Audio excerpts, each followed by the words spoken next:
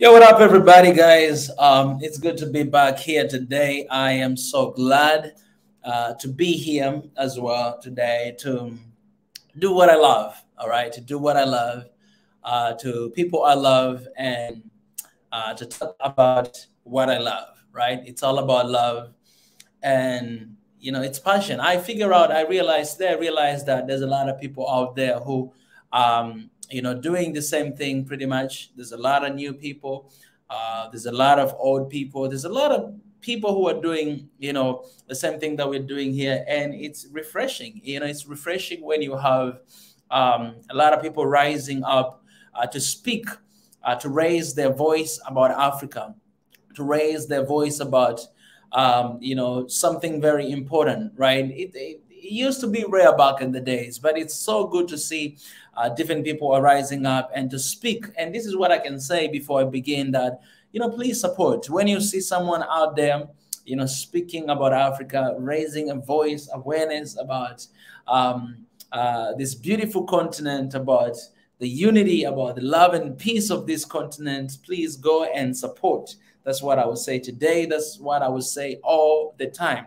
It's very important to do that because we are all doing the same thing. We're all doing the great thing, right? We might have different visions. We might have different approaches. We might have different angles, where we're coming from and all those stuff. But at the end of the day, we are all going to achieve we want to see a strong Africa. We want to see a united Africa. And let me just say it. And it's very important for us to to do that. So let me encourage you, right now, who are watching here right now, please go and support. If you see someone doing something like this, it's very important to to support. That's the beginning of everything. I'm so glad to be here. I'm just going to raise a word of prayer, and then I'll continue with what I have that I'll be sharing with you guys today. And I'll be sharing the link in the comment section as well. I can have you guys who are here today to come along and to just raise your voice and to share with me as well. Let me pray a little quick. God, I thank you for another beautiful day that you've given us. We might be here for some time, but the reason why I am here and the reason why we're here is to talk and to figure out the ways and on how we are going to transform, and how we are going to we're going to rebuild a new system that works for Africans. And I know that this is collective work. I'm not the only one doing it. There's a lot of people doing it in different angles.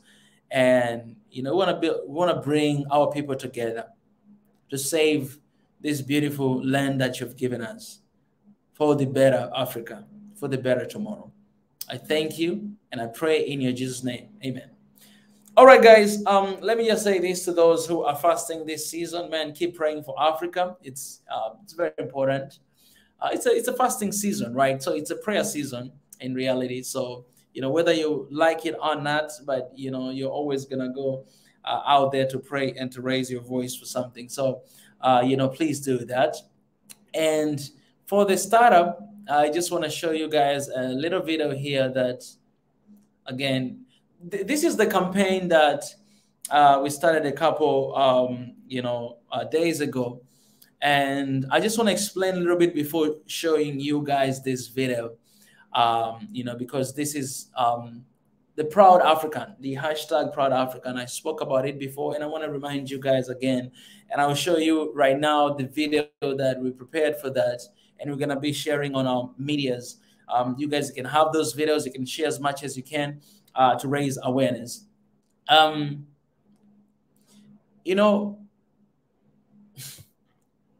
Me personally, and maybe even you guys as well, when you talk about One Africa, what I think most of time is I'm figuring out the way that this message can go across everywhere. Because the most important thing that I think I should do is for people to hear the idea, to hear what I have to say, and then to decide for themselves, right? Africans are very smart, very brave people. They'll sit down, listen to you, and if they think you're you're not talking sense, you know, they will not take it. If they think you're talking sense, they will take it. So, you know, raising awareness is something that I think, let me talk about knowledge. I think knowledge is something that we've always been a victim. And a lot of things that have happened to us is because of lack of knowledge of things, right? Knowing things. And I think there are people that their job is to take advantage of my ignorance or your ignorance, right? If you don't know what you're talking about, you're pretty much going to make a mistake, right? Because you say something that, you know, is not right. And I think Africa, we have been a victim in that sense that for so long, not knowing things it has been a way that has always diminished us. It has been a way that has always like put us in a position where, you know, we don't have a say, you know what I'm saying? And I think a lot of people are waking up and realizing that, okay, knowledge is power. And without knowledge, my people will be perished. A lot of people are realizing that. And when you look at Professor Lumumba, every time he talks, he releases knowledge, you realize that, oh, this is something that we need to know, right? We're talking about decolonize the mind. We're talking about knowing the African stories. We're talking about knowing our and staying truth to our narratives. All this stuff is basically us trying to bring awareness to things that you might know or you might not know, right? And even if you know, then you need, or I need to be reminded that this is there. And that's why we have this campaign, hashtag Proud African, because, you know, I can tell you one Africa, and some of the people, they've always been, you know, skeptical. They've always been against that. That, oh, this is impossible. Oh, it's a bad idea. Oh, why you want to try to make one? Oh, why we have this and this. But what we're basically trying to tell you is that we're basically trying to tell you to be proud African, right? We're basically trying to tell you that you are an African and you should be proud of that. You're an African and you should not agree with division. You're an African and you should not accept to be used to divide your community, to divide your place. You should not accept that, right? So basically saying proud African is us reminding ourselves that that we're Africans and we should be proud, right? And at the same time, it's collectively uniting all of us together, bringing us in this one beautiful continent that we have, Africa. And we say proud African. So whether you are inside or outside, you know that, you know, I should be proud of who I am, right? And I'm going to show you guys the video that, you know, I'm going to release it, you know, very soon I might release it tomorrow. But for now, I want to show you here, guys, exclusive. So you guys will be the first one to see. As you can see, I haven't even titled it because it's a new video. But it's a beautiful video that I love, and I'm going to show you guys here. I'll keep showing you guys today here what we're talking about. Let me try again.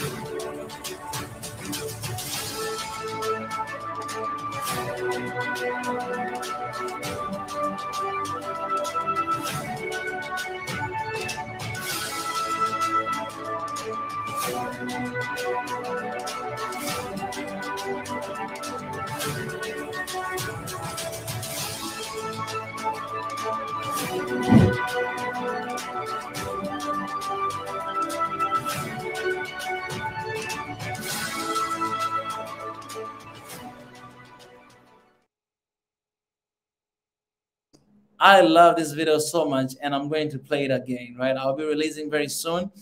It's a campaign, right? It's a campaign of Proud African, and I want everybody to remember that. I want everybody to hashtag that, hashtag Proud African, hashtag Proud Your Country, you know, to remind everybody that we are African and we are proud. And not only to remind somebody, but to remind yourself, and also to connect yourself with another African who is out there, right? That's the reason why we're doing this, right?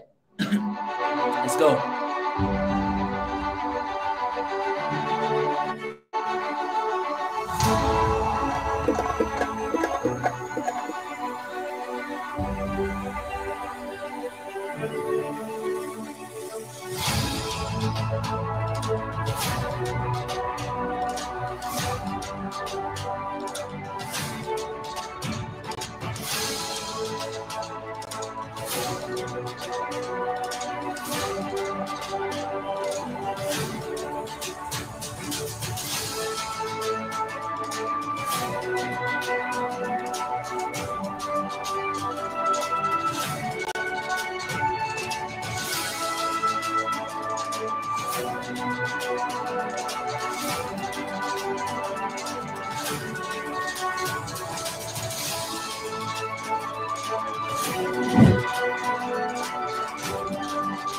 Okay, let me stop right there. So this proud we are talking about, guys, it's not about pride, right? So some people, they might be like, why we this is it's something different. This proud African, or you must be proud or be proud, it's a way of us rebuilding, recreating, and reminding you that, okay, the system of this world is designed to exploit Africa, right? To undermine Africa, to make Africa down there, right? But this system will only work if we abide to that system. This system will only work if we agree to that, if we tap into that. But it's not going to work if we stand against it. It's not going to work if we don't believe it. It's not going to work if we don't apply. It's not going to work if we speak something else, right? We don't have to fight against what the world says about Africa, what they do. We don't have to fight that. We just need to speak about Africa the way that we know, right? Telling our own stories. And we see a lot of people doing that, telling their own stories. And that's why, you know, we're saying Proud African. I'm very excited, you know, with the videos that I'm releasing right now. The videos that I had an opportunity to visit universities, and you know, the second part will be coming very soon. You know, I'm pretty sure you guys you will enjoy it. I'm very excited because, you know, we don't talk enough about these issues. We don't talk enough about you know, the system and how it's always there to you know, to put us down, right? We don't talk about that enough. But what I believe, like, it's a time for us to change that mindset. And it's a time for us not just to talk about, you know, how the world operates, but to actually create a new system, and new ways that can, you know, unite and liberate Africa. When I look at Africa right now, right, I see a lot of content creators everywhere, from west, north, south, and everywhere, who are doing tremendous and amazing work. And not only content creator, but we have local people who are doing an amazing work to actually, you know, develop the communities. And the system that, like, right now, man, I'll tell you the truth. Right now, if Africa were united, if Africa were one, I am telling you that, man, somebody shared with me one video today. I cannot show here because of copyrights, but Africa right now will be like Wakanda. You know what I'm saying? We'll be like Wakanda. You guys have seen the Wakanda movie, but that's how it might have been even more than that. It might have been even more than that. And that's how much we as Africans, we can achieve. We as an African, we can have, if we realize and we know that it's a time for us to leave our differences aside and become one and be united, right? Knowing that it can change everything upside down, right? And I want you guys to remember that I'll be sharing the link in the comment section, so you can feel free to come and you know, have a conversation. Yeah, so please remember to continue to do this. You know, there's different exciting things. You know, very soon you will see me, you know, wearing T-shirt with this one, you know, with what you see here, Proud African, Be Change, Africa Needs. It's very important, right, to spread that message, to continue to speak with everybody, to know that we are the only one that can actually go out and make change. And the time is now. We cannot delay. We cannot wait. The time is now. Like, we are running out of time. The time is now to do that. And who can do it is you and me. We can do it, right? And so if guys, you haven't seen the video that I uploaded today of University of Gonda, please go and check it out. I'll upload another video very soon. Let me share with you guys the link. Please go and check it out. We're gonna have very exciting, you know, videos coming out, and one day we'll be in your country and we'll visit universities, we'll meet students, and we'll share all those universities for everybody to see here and there. So if you want to see that video, the video is in the comment section. You can go through that to check it out. Let me show you this video once again for you guys to see, you know, what is going on.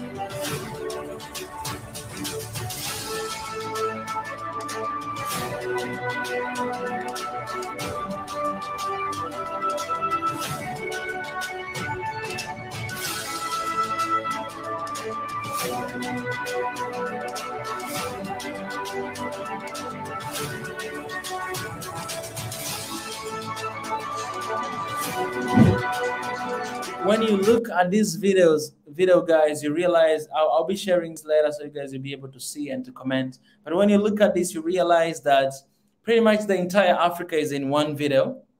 Entire Africa is in one video. Not only that, the different areas in that video, like so many countries in one single video. And also you will see different people, the representation of different people. You will see diaspora in that video. You will see normal Africans from the villages, farmers. You will see Africans from the city. Like this video right here, it's the definition of Africa. It's the definition of Africa because it has every single representation of Africa, something that represents Africa. It's in this video, and that's why I love it so much, this project. And you know, I'll be releasing it very soon, so I hope you guys can enjoy that as well. And that's how you bring Africa together. Let me ask you guys here who are watching right now. We're talking about Proud African, right? What I want to know is,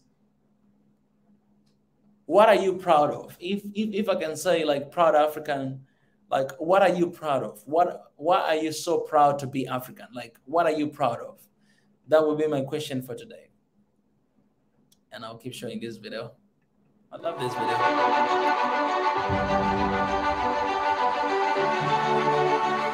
This is one of the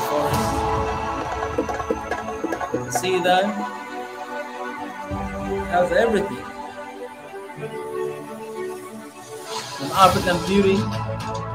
Hey, African uncle. This guy has the African uncle. Diaspora. Everything, guys. Workers in South Africa. Some nature, mountain, ocean. Everything. Villages. This is Tunisia. This is Namibia. This has to be everywhere, guys. Everywhere you see the product has to be. Yeah, really change Africa needs. So I love the video because it shows like the entire Africa in a single video, and I cannot wait to show you guys. Tyler Walk, he say everything is natural. Jerina Star, it's good to see you again, my sister. Say well done. Appreciate. Tyler Walk says everything is natural. I'm proud of that. That's beautiful. Yeah, that's really beautiful. Yeah, I really thought, guys, that I'll just come here to show you this video and to remind you again about this. And not only that, guys, one other thing that I want to remind you is that the letter we wrote to different places, please share that letter. Go and share that letter with as many people as you can. It's very important.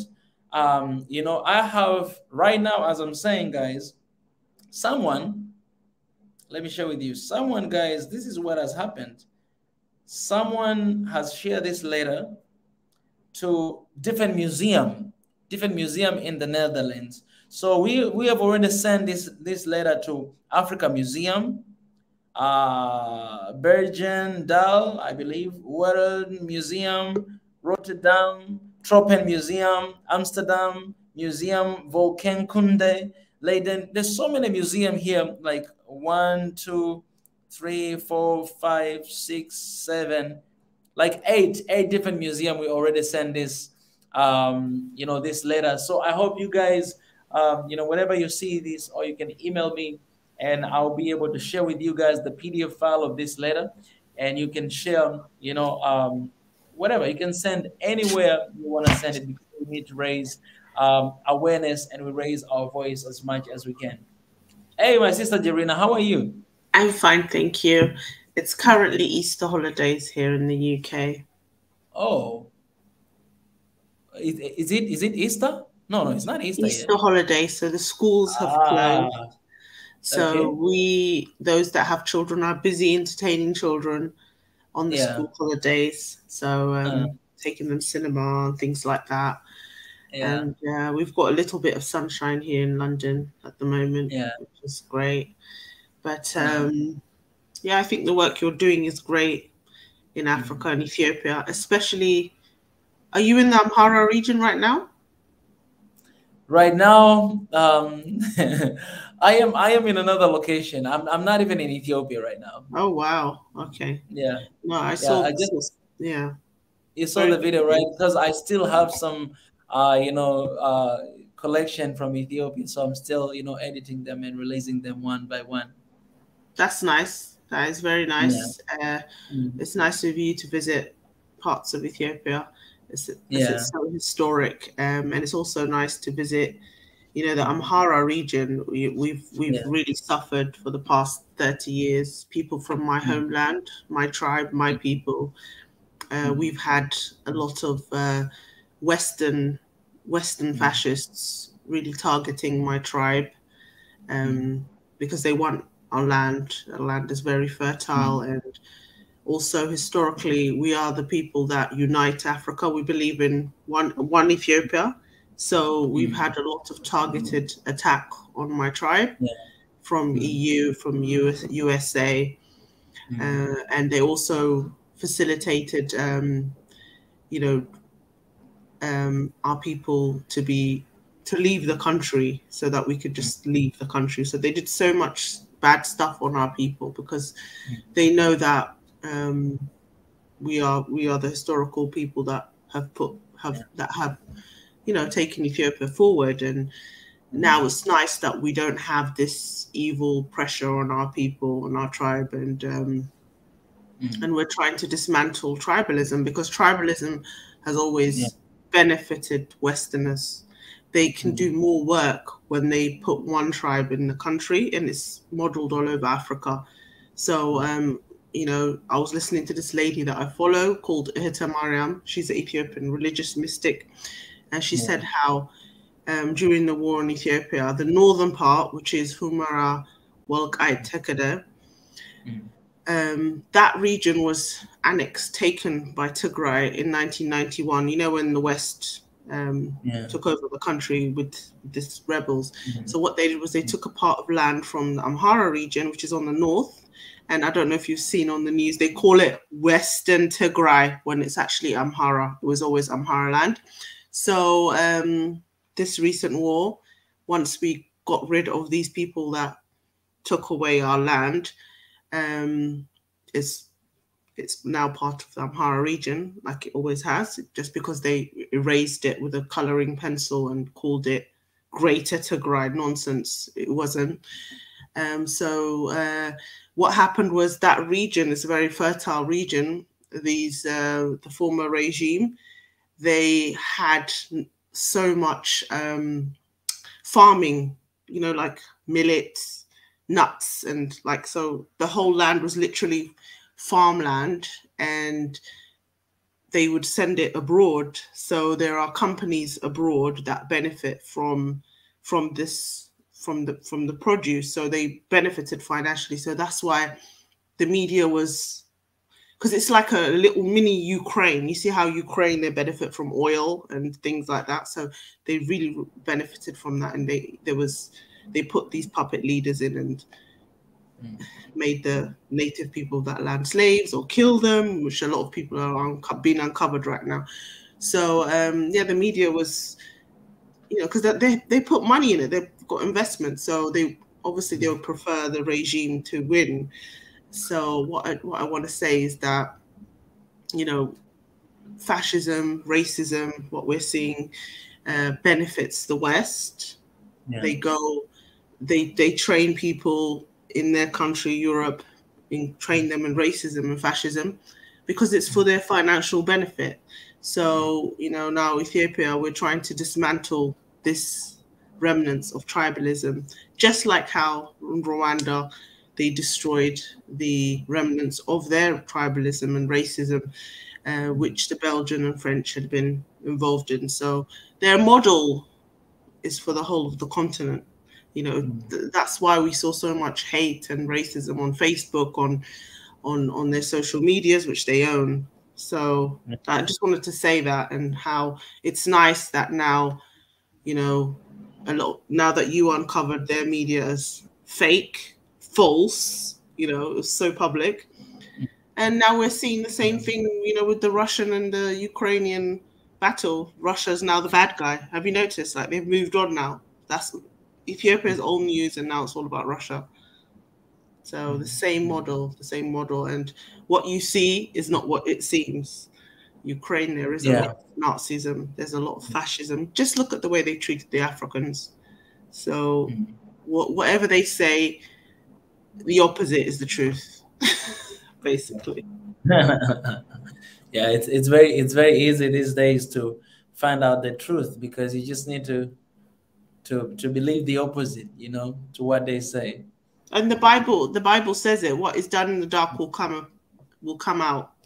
Yeah, come out in the day. Yeah, literally. So even no matter how many times they try and hide it, the truth always prevails. Always comes out. And it's, you know, it's funny that you brought that up, because for me, you know, the way I see everything that's going on right now, you know, it's a breakdown. Like, it's enough is enough. Like, you can see that the Western is not in control. Like, it's falling apart.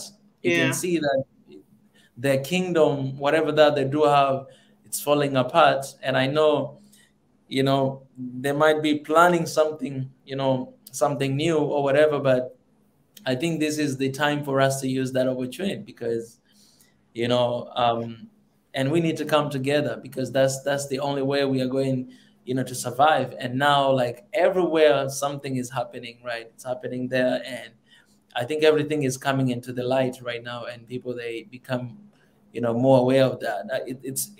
It's interesting. I see a lot of conversation, even non-African conversation, people from the West talking against what's going on right now or what their government is doing. So it's, you know, I find that them waking up and talking against it, I feel like, wow, they're finally getting it. They're very, very slow, but they knew something wasn't right with the Ethiopian coverage, the false news. Even they knew from then. But now with the whole Ukraine and Russia, they're really falling for this whole sympathy. But at the same time, you know, they're also confused. They're like, okay, what's this? But Yeah. for them to come out of that deep programming and brainwashing is really impressive. That's true. Yeah. Well, it's amazing to see you, by the way. It's been a very long time, Jarina. Yes, just I've been very busy. I've set up my own Black women's wellness group, so Yeah. that keeps me busy. That Oh, keeps, yeah, that's amazing. How is it yeah, going? it's going well. I do that once a week, twice, yeah, 3 times Yeah. a month, and we Yeah. meet up and we try and elevate ourselves and talk Yeah. about things. I don't know if you've heard on the news in the UK about Child Q. Child Q, no, no, no. Okay, yeah, there's this whole uproar of Mm, police in yeah. schools. Yeah. So, yeah, race is a big topic here in the diaspora in the UK at the moment. So, this is just my bit of organizing, Yeah. Black women here in the diaspora. Yeah. And eventually, I'd like to do that in Ethiopia and Africa, Yeah. because yeah, I think women need to start organizing as well. I'd like to do something like that, Mm, exactly. in terms of women's rights and improve it basically, and also make them, women should be in government. They should be in all parts. They shouldn't just be relegated to media and Yeah. being an actress and stuff. Mm, We should be in all walks of life. And I think Tanzania has done a very good thing for women's rights, more yeah. than Ethiopia. Ethiopia is starting to, but I think Yeah. Tanzania has done quite well, don't you think? Exactly. Yeah. Exactly. Tanzania has been having a lot of, not even from president right now, but a lot of leaders have always been top leaders, like the Speaker of the House. Mm-hmm. I think this is like the fourth time on the roll that they have, Mm-hmm. women. They had another one, and now they just choose another one. So they've been doing quite a good work when it comes to that. When it comes to the leadership, ministers, members of the parliament. So Mm. there's Yeah, I think we're getting there. Yeah. I think it's very impressive. Mika, what do you think about the African Americans and foreign blacks coming to your country? I know there's quite a lot right now. Oh yeah, yeah. I'm really surprised because for me, like I didn't know about it, but people have been, reaching out to me, and there's one guy I think I need to find him. He's doing some work here. He came to do some stuff here.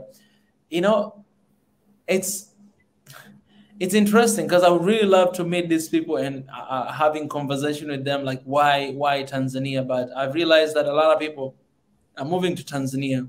I think it has everything to do with Tanzanians. How we are. We are really kind, good, Yeah. and welcoming, and so welcome to Tanzania as well. So whenever you come here, I mean, they'll treat you like a king. It doesn't matter whether you are, Oh, as long as you are non-Tanzanian, they treat you like a king or wow. queen. Yeah, so I think a lot of, I mean, before diasporas were coming here, like moving to Tanzania, and I think whenever they go back, they told them like what's really like their experience in Tanzania. So I think a lot of people now they know that okay, if I want to move back to Africa, I should go to Tanzania. So I think that's what is happening, and it's beautiful to see it happening. And I just want to reach out to these people and have conversation with them. Uh, Hopefully, I'll track them down one after another one and just have conversation with them. Yeah. Oh, wow. I would love to visit Tanzania. Mm. I think it's a beautiful country. You have a beautiful coastline, beautiful animals. I've been to Kenya. I don't Yeah. know, is it similar to Kenya? Oh, it's very different. Oh, okay. Yeah, I would love It's very to. different. Like Tanzanians, Mwenda Teza, I know you're watching this. Tanzania's beauty, it's very unique. Of It's course. it's it's unique in its own way. I haven't been to Kenya too, but I'm planning to go there. So I think after going there, maybe What I'll do you be think able. of Ethiopia, Mika? What's your impression of our country? Oh God, man! I went so many places, and Yeah. I, the first thing that I was really impressed for me, it was people. Actually, it was people, because I've lived in the in the Western world, and I've lived in Africa, going to Ethiopia, like and especially in the in the capital city, Addis Ababa. It was just very Yes. amazing to see it. Sometimes I thought like I was in Korea. It's Yeah. like that's why I kept mentioning that Korea. And when I started to go to countryside, I saw that, oh, the country is beautiful. But Yeah. one thing that really impressed me was people, man. The love of the people, hospitality of the people. It's like I never had a bad experience. I stayed there for Oh. almost 2 months. I didn't have even a single bad experience with people. There are a Yeah. lot of people who didn't know me, but it was just amazing to meet them, to talk to Wow. them. I didn't have any bad experience, and so it really opened up my eyes. And I think it even right now what I'm doing, like and Ethiopia, I love Ethiopia. It's the country I love, and right now I'm fighting for it. It's I'm still I'm still putting myself together. That's why I'm kind of slow, because I'm still processing everything that has happened. But now it's very personal for me. After being there, it's very, very personal, and I'm What trying to what slow. going to Ethiopia? Like it's really touched you.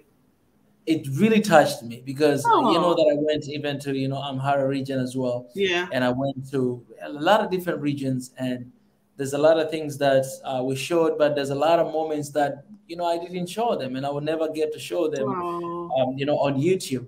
But it's just in here, and it's very personal right now for me. When it Oh, comes that's really interesting to know, Mika. I think to. with Ethiopia, what you feel is Mm, that region has always been somewhere where the ancients would go back to. They used to call it God's land.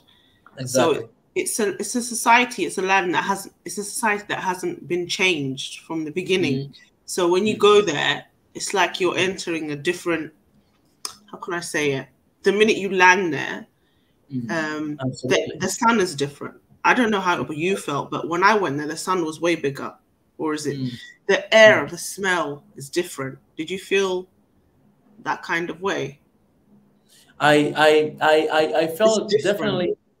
The only when I got there, the first day I got there, the weather, it was kind of different. It was a little bit chilly, and it was good, because I love that kind of weather. But then as days goes on, it was getting hot, so it reminded me of where I'm coming from. um, but it's strange, because for me, when I got there, I felt like I've been there before.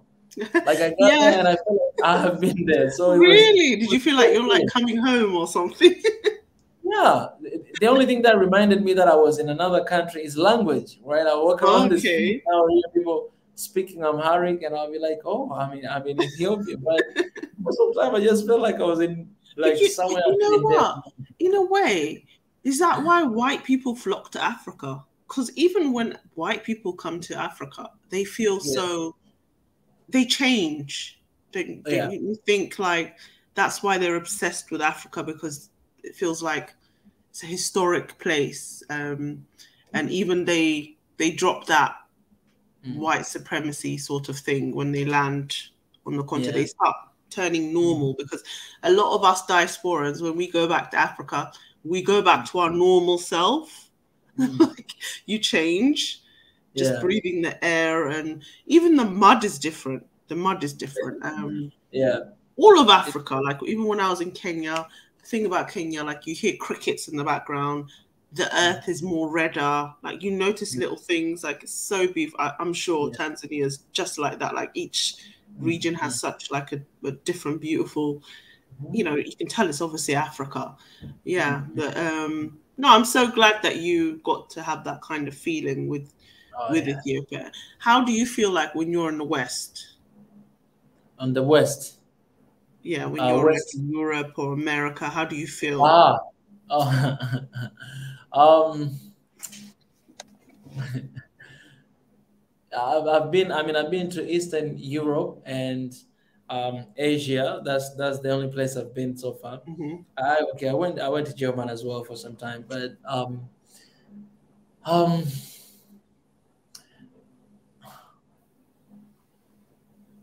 it's it's weird feeling because living in Korea for so long, I was getting. I mean, I got used to Asian, right? Because that's what you see all the time. And when I went to Europe, you know, you see something different. The first impression for me was like, oh, people they have a lot of babies here because that's the only thing that I would see. I would see like I went to the first thing I saw when I mean, for example, when I went to Germany, I saw babies. It's kind of like different from Asia when you go to. I mean, if you're coming from Korea or China or Japan, and I've been to those places, it's different. But it was hard because it's like everybody's new, right? And you never seen these people before. But because I went there for an exchange program, so it was just very easy to connect with these people that are coming from all over the world, sitting together and connect. But one of the places that it kind of like have vibes of Africa somehow, somewhat like I think Eastern Europe. And specifically Romania because that's where I went. People there they were really different. They were really nice in Romania. Yeah, I heard they're friendly. Yeah, And in Romania was very different. Like even right now, I think during this Ukrainian war, like a lot of refugees that went there, they were really nice. Like I kind of felt like I was just in Africa, like it's just vibing and because I kind of feel like Europe in a way it kind of looked down on Eastern Europe as well, like yes, when they you do. look at this country, Yeah. Romania, Moldova, and everywhere. So Yeah, those they guys look they're down kind of on like Eastern Europe and they look down on Africa. They look down exactly. on Africans. They're like for them it's like developing countries, right? They categorize them like that. But it was beautiful, and also I was surprised that I went to Romania and I was like, man, Tanzania is more beautiful than Romania. Not even about nature, but Of even at the course. city. Like I was at the capital city and I was like, man, we have a lot of these long buildings than here. Our roads are more pretty than this one. So I was really surprised to see that. I was like, we should never look down on ourselves because I mean, Definitely. Don't listen to the media. Don't listen mm, to the press. And mm, that's why a lot of, these Western blacks, such as the mm, Caribbean and African American, when they mm. go to your country, they're in awe because all they've been hearing all their lives Oh is yeah, how bad yeah, Africa is, yeah, you know. yeah. And then when Mm, they see it, it's totally mm. different. They're free. They don't Totally have to deal with racism. But different. even them, if they're coming to your country, life must be very hard for them in America, right? Mm, mm, For mm. them to drop everything and come, Yeah. you Uh, know. uh, So that must mean that the racism has really gotten worse in the West. uh, uh, A exactly. lot are moving to Ghana. I've heard very good things about Ghana. That's also a very beautiful country. Yeah, yeah, yeah. A lot of them are. I think people are waking up right now that let's go back home and that's why we are releasing even this video, Proud African. We have Biggie in the house. Before I allow Biggie to say something as well, it's Yes. been a while. Come on, I'll, Biggie. yeah, I'll play this video for a second again, for Biggie to see as well. Biggie, welcome.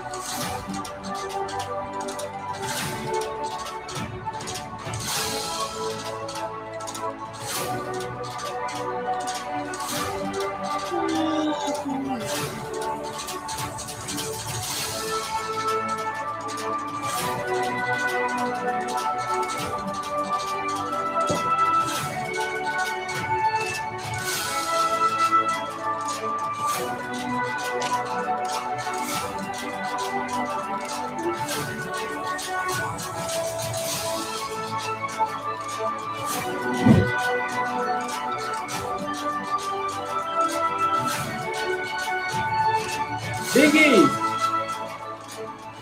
Yes, what's up, my sir. brother? Good morning, good afternoon, and good evening. for all of Good you. evening. Hey, yes, we're proud Africans. All right. Um, Mm, you asked that key question. Why are you proud being African? All mm, right. Just to give it in a short sentence. One, I'm an African, born in Africa. mm, My DNA tells it. My soul tells it. My spirit tells it. My body tells it. And on top of that is that I have a long heritage, long history mm, attached to the DNA and to your spirit, to your soul. I chose to be African, and that's when your soul really want to be appropriated to the continent. I wasn't born in America. I wasn't born in other part of the world, but African.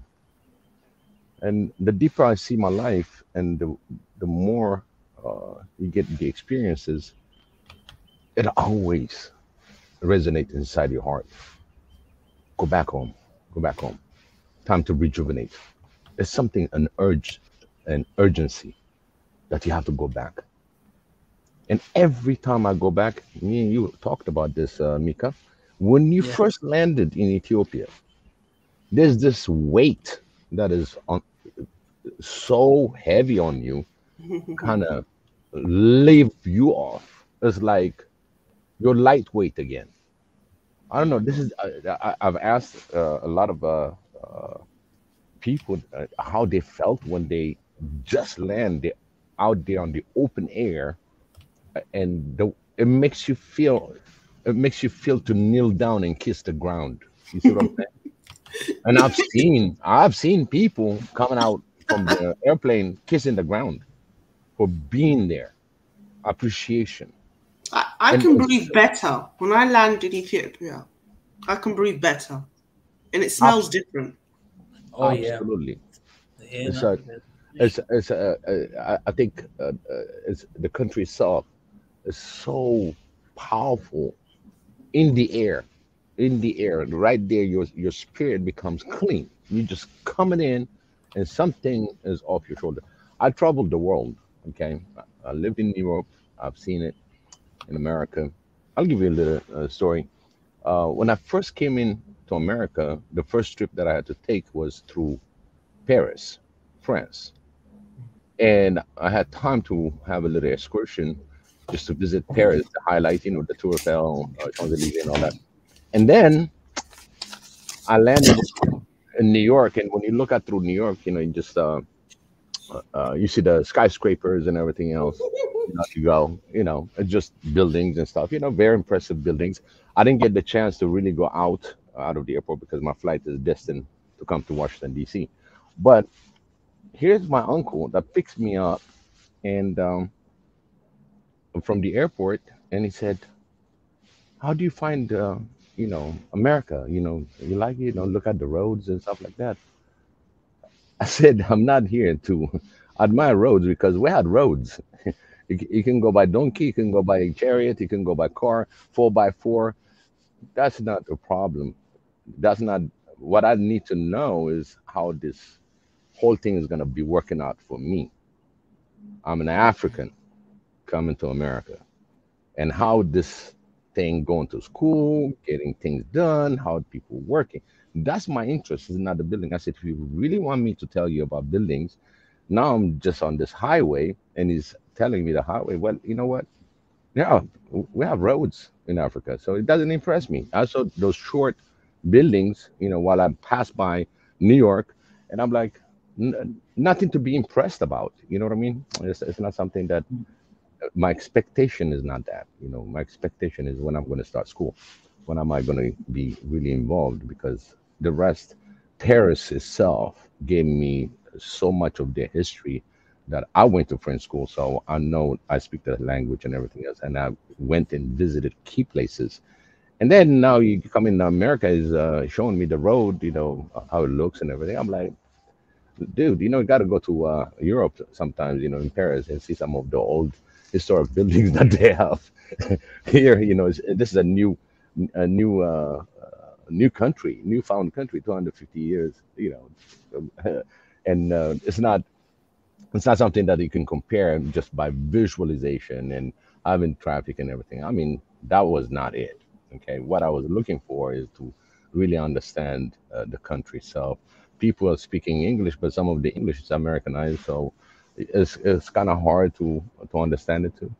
But at the same time, you're gonna have to plunge in. So nothing very impressive. But when it comes to Africa, um, it has this mystery for all Africans, whoever who bear that African blood. Okay, I'm talking about anybody that has the African blood, one drop. When it comes to Africa, he gets the right direction. So for me, every time I went back home and come back out, I come rejuvenated, recycled, and even a better thinking, Yeah, so true, breathing. actually. And you start going from this end to that end, and you see things that you didn't see before. So Your being brain starts functioning better when you're there. a lot better, a lot better. So what makes you proud African is when you have this kind of differences that you see and you emerge through it as a winner and have a better understanding, better healthy thinking, because a lot of the people that I see in Ethiopia need help. They need big brothers. They need guidance. They need project funding. They need a lot of things that they need. At the same time as I come out, I'll be funding few things, and at the same time, I'm still keep moving until I landed now on One Africa Forum on this platform. So my true experiences for anybody that went back home, any part of the continent, I'm very sure they feel the same weight that's going on, and you come up with a different perspective, getting things better. You went from Korea and all that, coming back to Tanzania itself. You know what that feeling that embraces you. Not only just your family, but the country itself hugs you. You feel this invisible hug. Welcome, because and then once you go through it, you start understanding more. So being proud African is more than just being African. It's something that is in the soul, in your spirit, in your. It's amazing. Let's say if I go to war for my country, I don't need to get paid. I know that in the sense inside of me. I don't need to get paid to be a soldier to defend the motherland. Yeah. But if you look at in different countries outside the continent, they need to get paid. Yeah. They need to make sure they get this and that. Okay. So Mm. that right there, that differentiates, we're very patriotic when it comes to Africa. Mm. No matter what our differences are on the land, but we're very patriotic. It's inside. It boils in your blood. You cannot help it.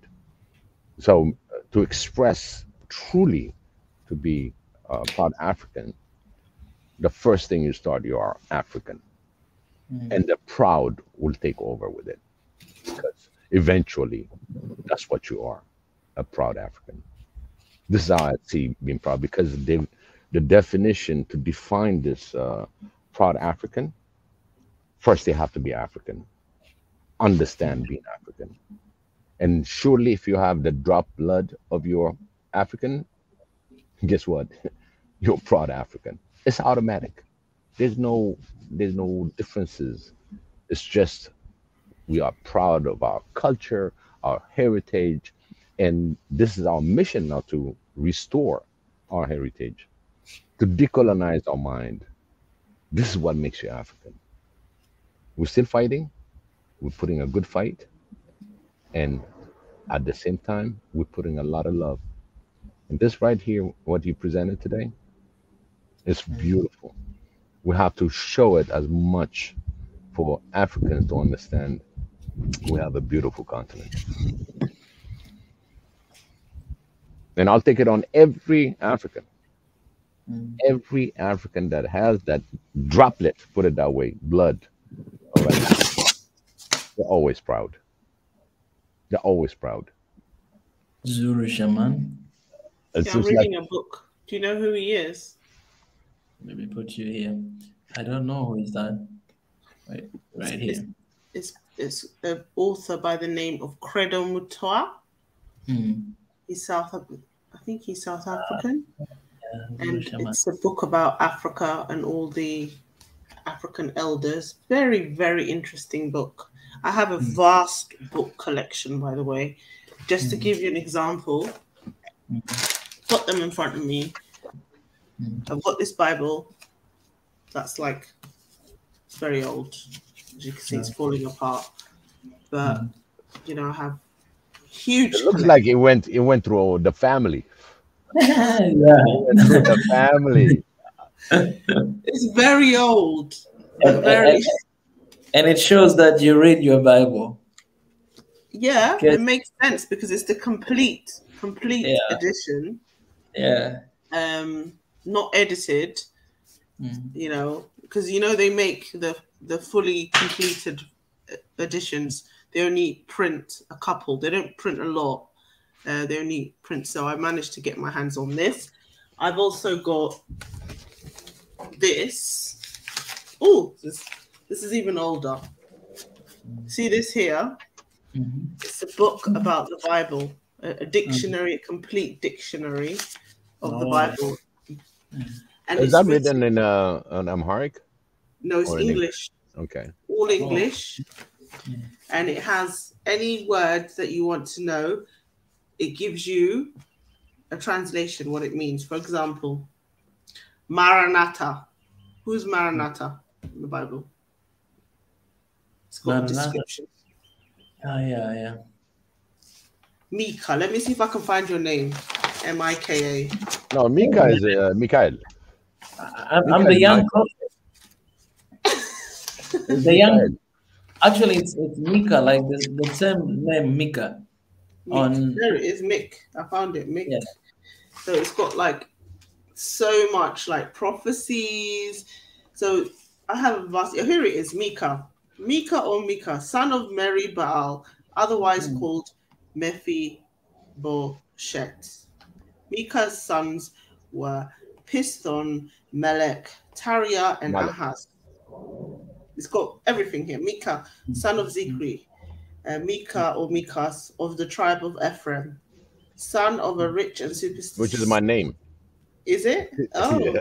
It's got it all here from the Hebrew. You see, Mika, we're related. we connected, my brother. So yeah, that all makes sense. I love reading old books. Nimrod. There's a description of Nimrod, son of Cush, a mighty hunter before the Lord. As the scripture says of him, he began to make himself powerful upon the earth and gave occasion to the proverb, as Nimrod, the great hunter before the Lord. His hunting was not only exercised on wild beasts, but he made use of also to subdue men. Oh my God, okay. To take them, to put them to death, or to reduce them under his dominion. Ezekiel gives the name of hunters to all tyrants. And the foundation of the empire of Nimrod was at Babylon. So there's a whole bunch of description on Nimrod. Things that, you know, are hidden knowledge and stuff, you know. So yeah, I just, you know, thought I'd share this information. Nimrod. Yeah. So just, in fact, on the same topic that you brought in about books. At the end of the day, Nimrod is an Ethiopian. Just do you guys know that? He's also Ethiopian. And knowledge right there. I have there's a story to it. This is like a whole dictionary, and I've got 2 volumes of these. Luckily, my mother-in-law, some old woman donated it to her, and she said, "Oh, my daughter-in-law reads," so she just gave it to me. But these books are like worth thousands and thousands of pounds, but very, very interesting. But this one I just bought online. and it's very, very interesting. It talks about Africa being millions of years old. It talks about aliens visiting Botswana, South Africa. Talks about intelligent beings, you know, that have been spotted and then they disappear. Light comes on, and he talks about how he's experienced it. Yeah, I think he mentions Tanzania or Tanganyika in one of the. No. Was the old name Tanganyika? Tanganyika is without Zanzibar. You know, Tanzania is United Republic of Tanzania. That's Tanganyika and Zanzibar together. It's Tanzania. Yeah, he mentions because this is it was in the 50s, so it was a long time ago. So he mentions certain instances. So, you know, it really got me into Africa. But the most interesting book on Africa involves your country, and it's called 2000 Seasons.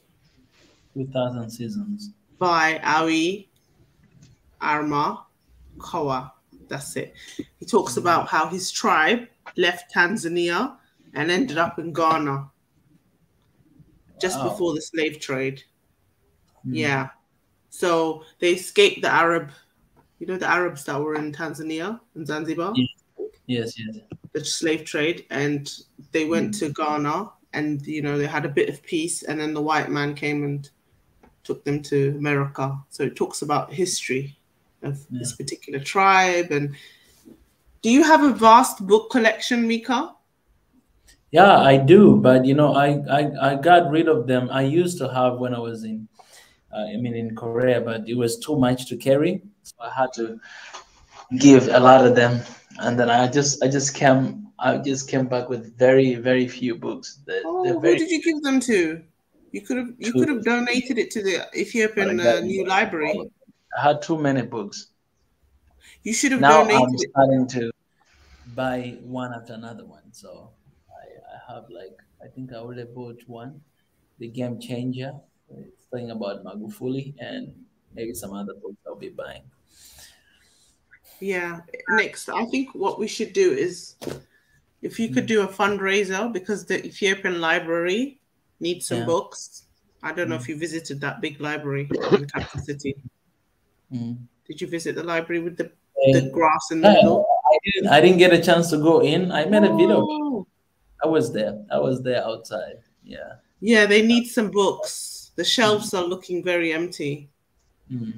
So I'm going to donate some of mine. If you have any spare books, feel free to donate it to them. Guys, you heard it. You heard it. Yeah, man, that's the thing. Specifically the old books, you know what I'm saying? Especially the old books. But you see what's happened in our country? They stole our books. White people, you see, they actually stole so many of our books, didn't they, Biggie? Yep. They're all in the European libraries, okay, because they think that we don't deserve historical books. You know, they like to take our things because they think aliens made it or something. They're pathetic, honestly. And all our historical artifacts, they stole, kept it in their museums, and people pay to go and see those museums. But now we need to get our library book. We need to get our books back. We don't have any. We've got some hidden, but every little thing of value, they steal. It's like scrolls. Not to mention the scrolls. So much stuff they stole, and they also steal. Do you know what else they do? They steal our books. They write it in English and they sell it. They don't even give credit to Ethiopia. So many, like the Book of Enoch, all these Bible books. Here in the dictionary, it says where they got it from. It says which person went. Because I've looked at that big, massive book. It says, you know, he got this from the Ethiopic Bible. They went to Ethiopia hundreds of years ago, rewrote it. But in a way, it's kind of stored in English. Everything they've stolen has been translated and kept here. So it's good to have the English version as well, because they have plagiarized so much information.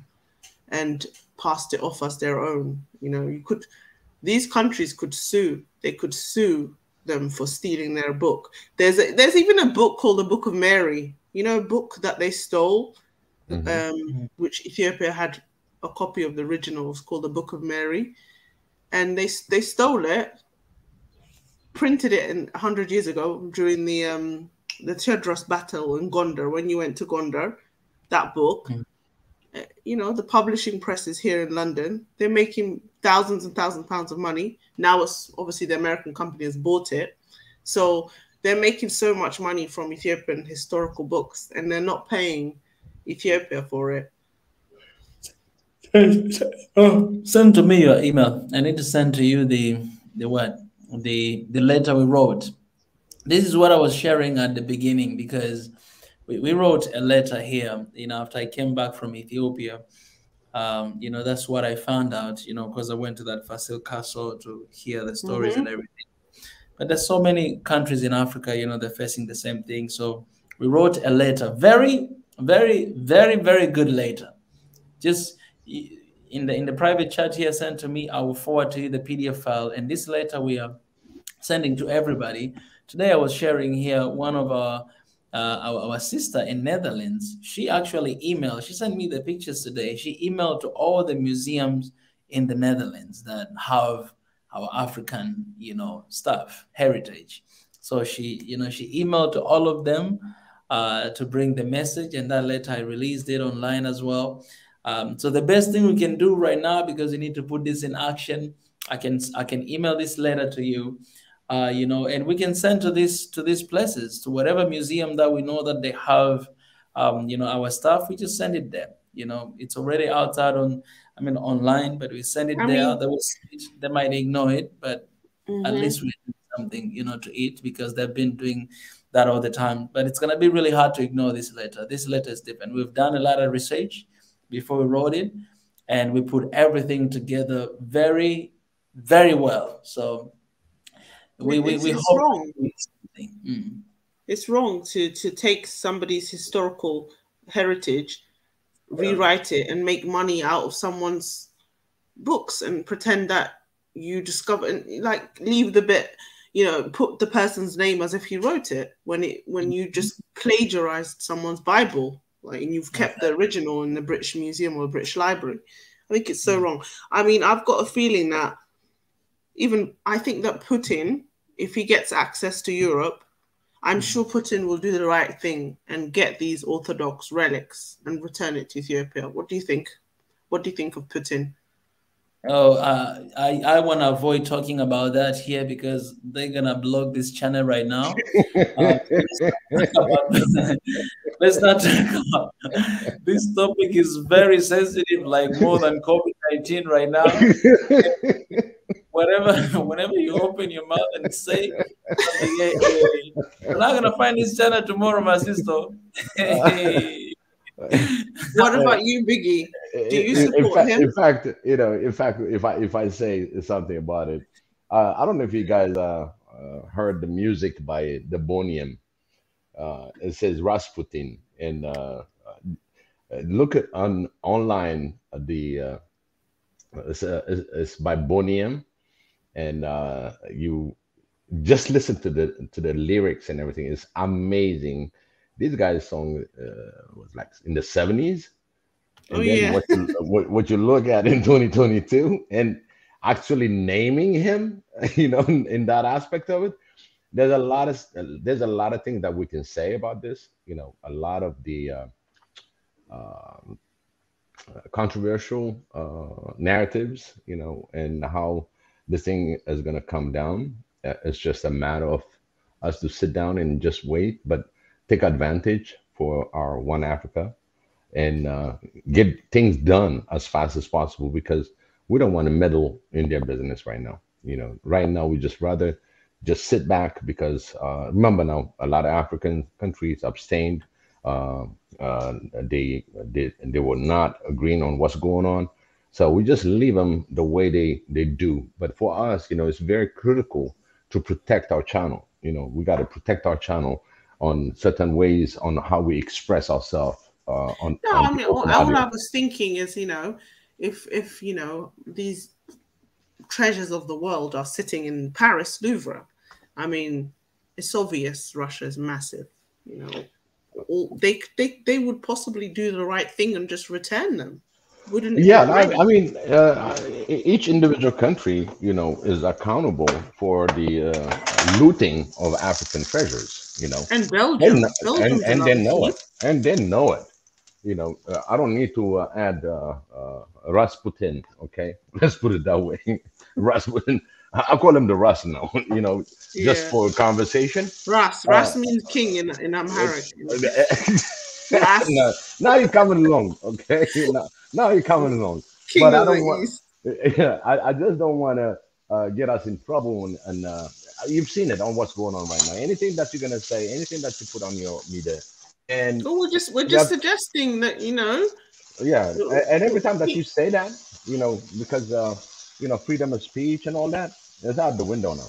There's no freedom of speech. There's no way to express yourself on the open because they shut you down. And in fact, we can have a whole channel for this and wait as an experiment. You're gonna see it being shut down. In fact, they shut you down for 7 days with no explanation, and you're gonna say, "Oh, this is not what we do." You can explain all you want, but at the end of the day, guess what? You shut down for a week. We know they shut down so many channels, and we don't want to put ourselves in a risk because this is a Sure, working sure, channel. of course.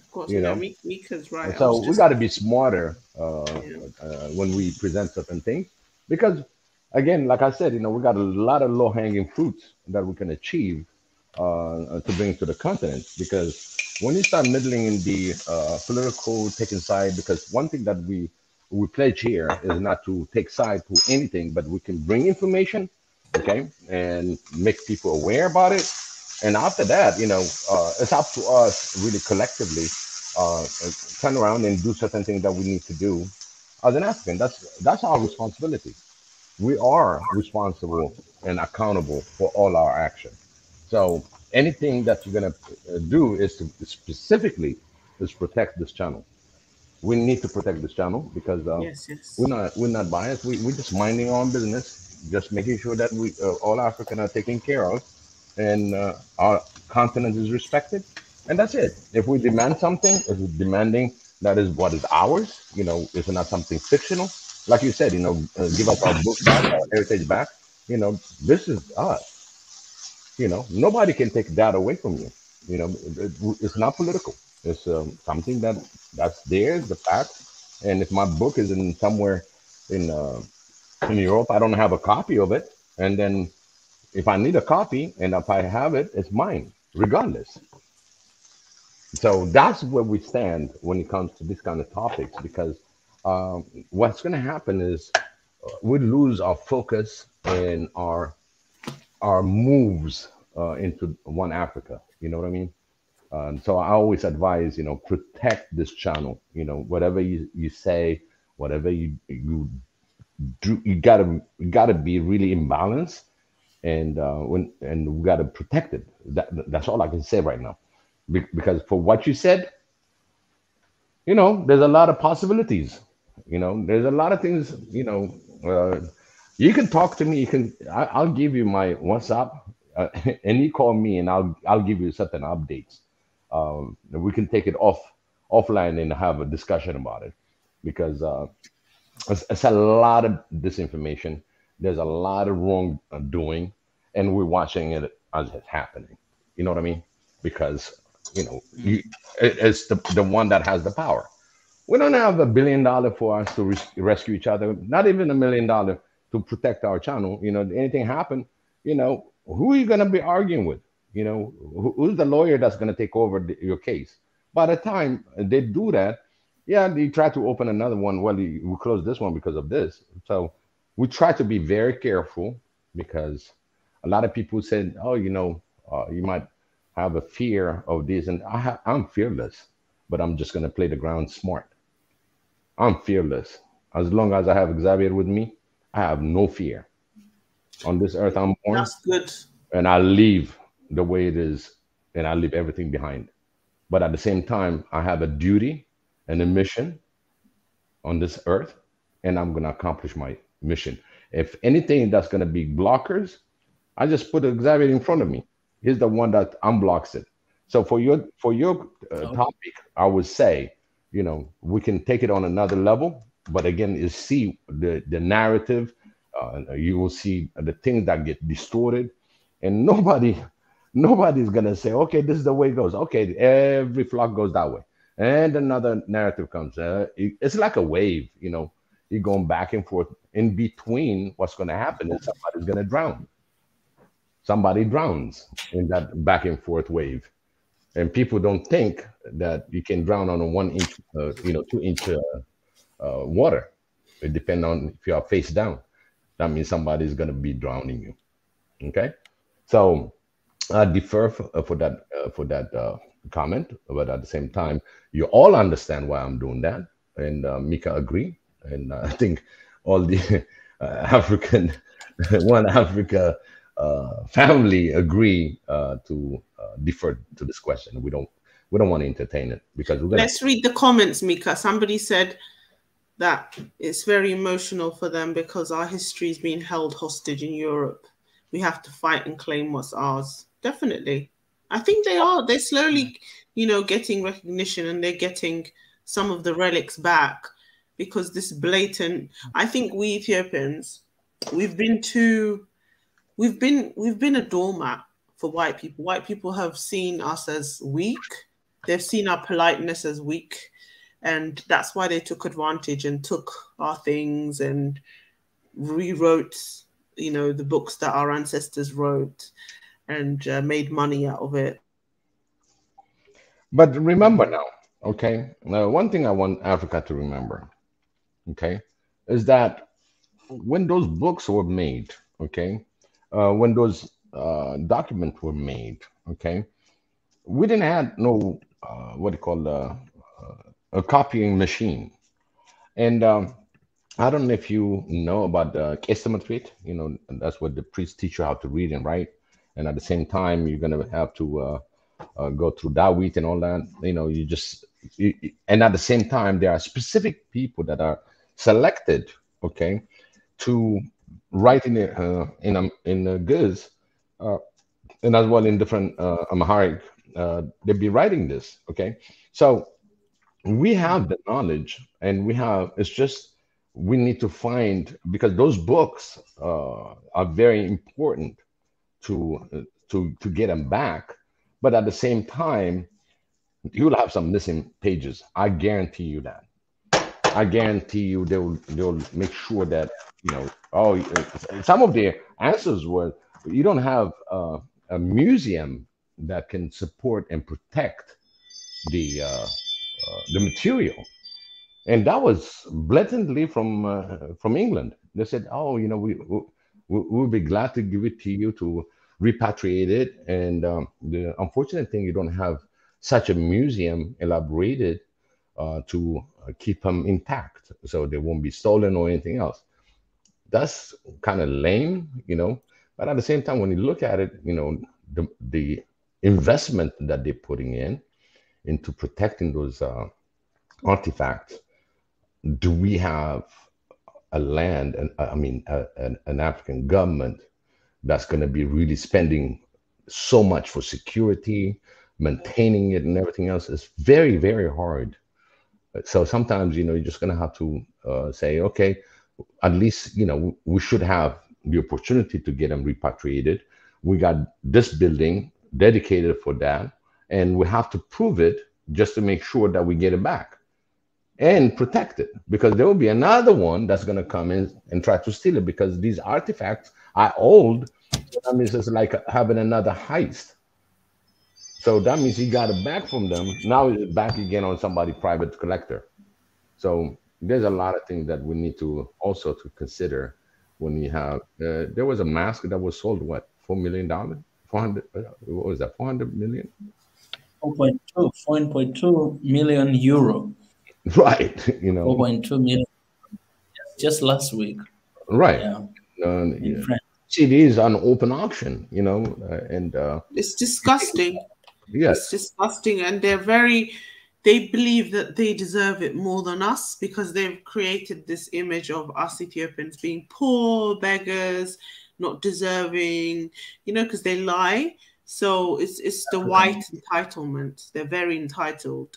So they're very entitled to your resources, your history, your historical books. And they've also, with the former regime, they never valued Ethiopian historical items, books.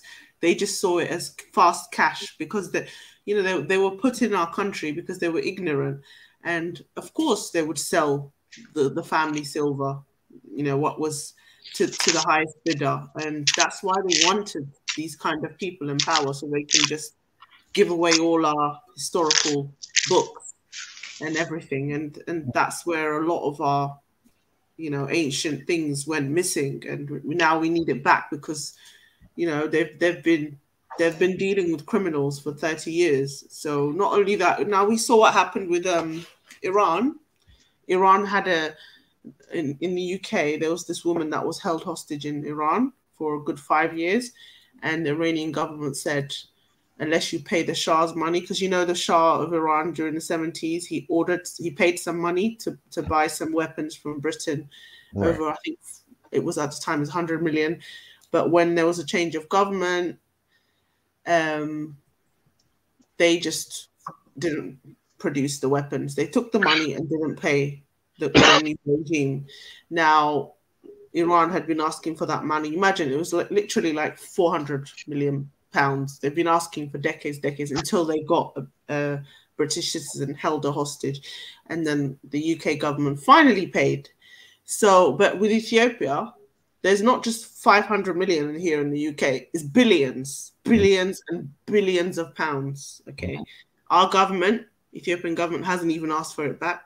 They haven't asked, they've asked for our Ethiopian treasures back. They're just begging on TV and everything. But our historical treasures are worth more, like billions and billions. The UK has so much of Ethiopia, but what does the UK do?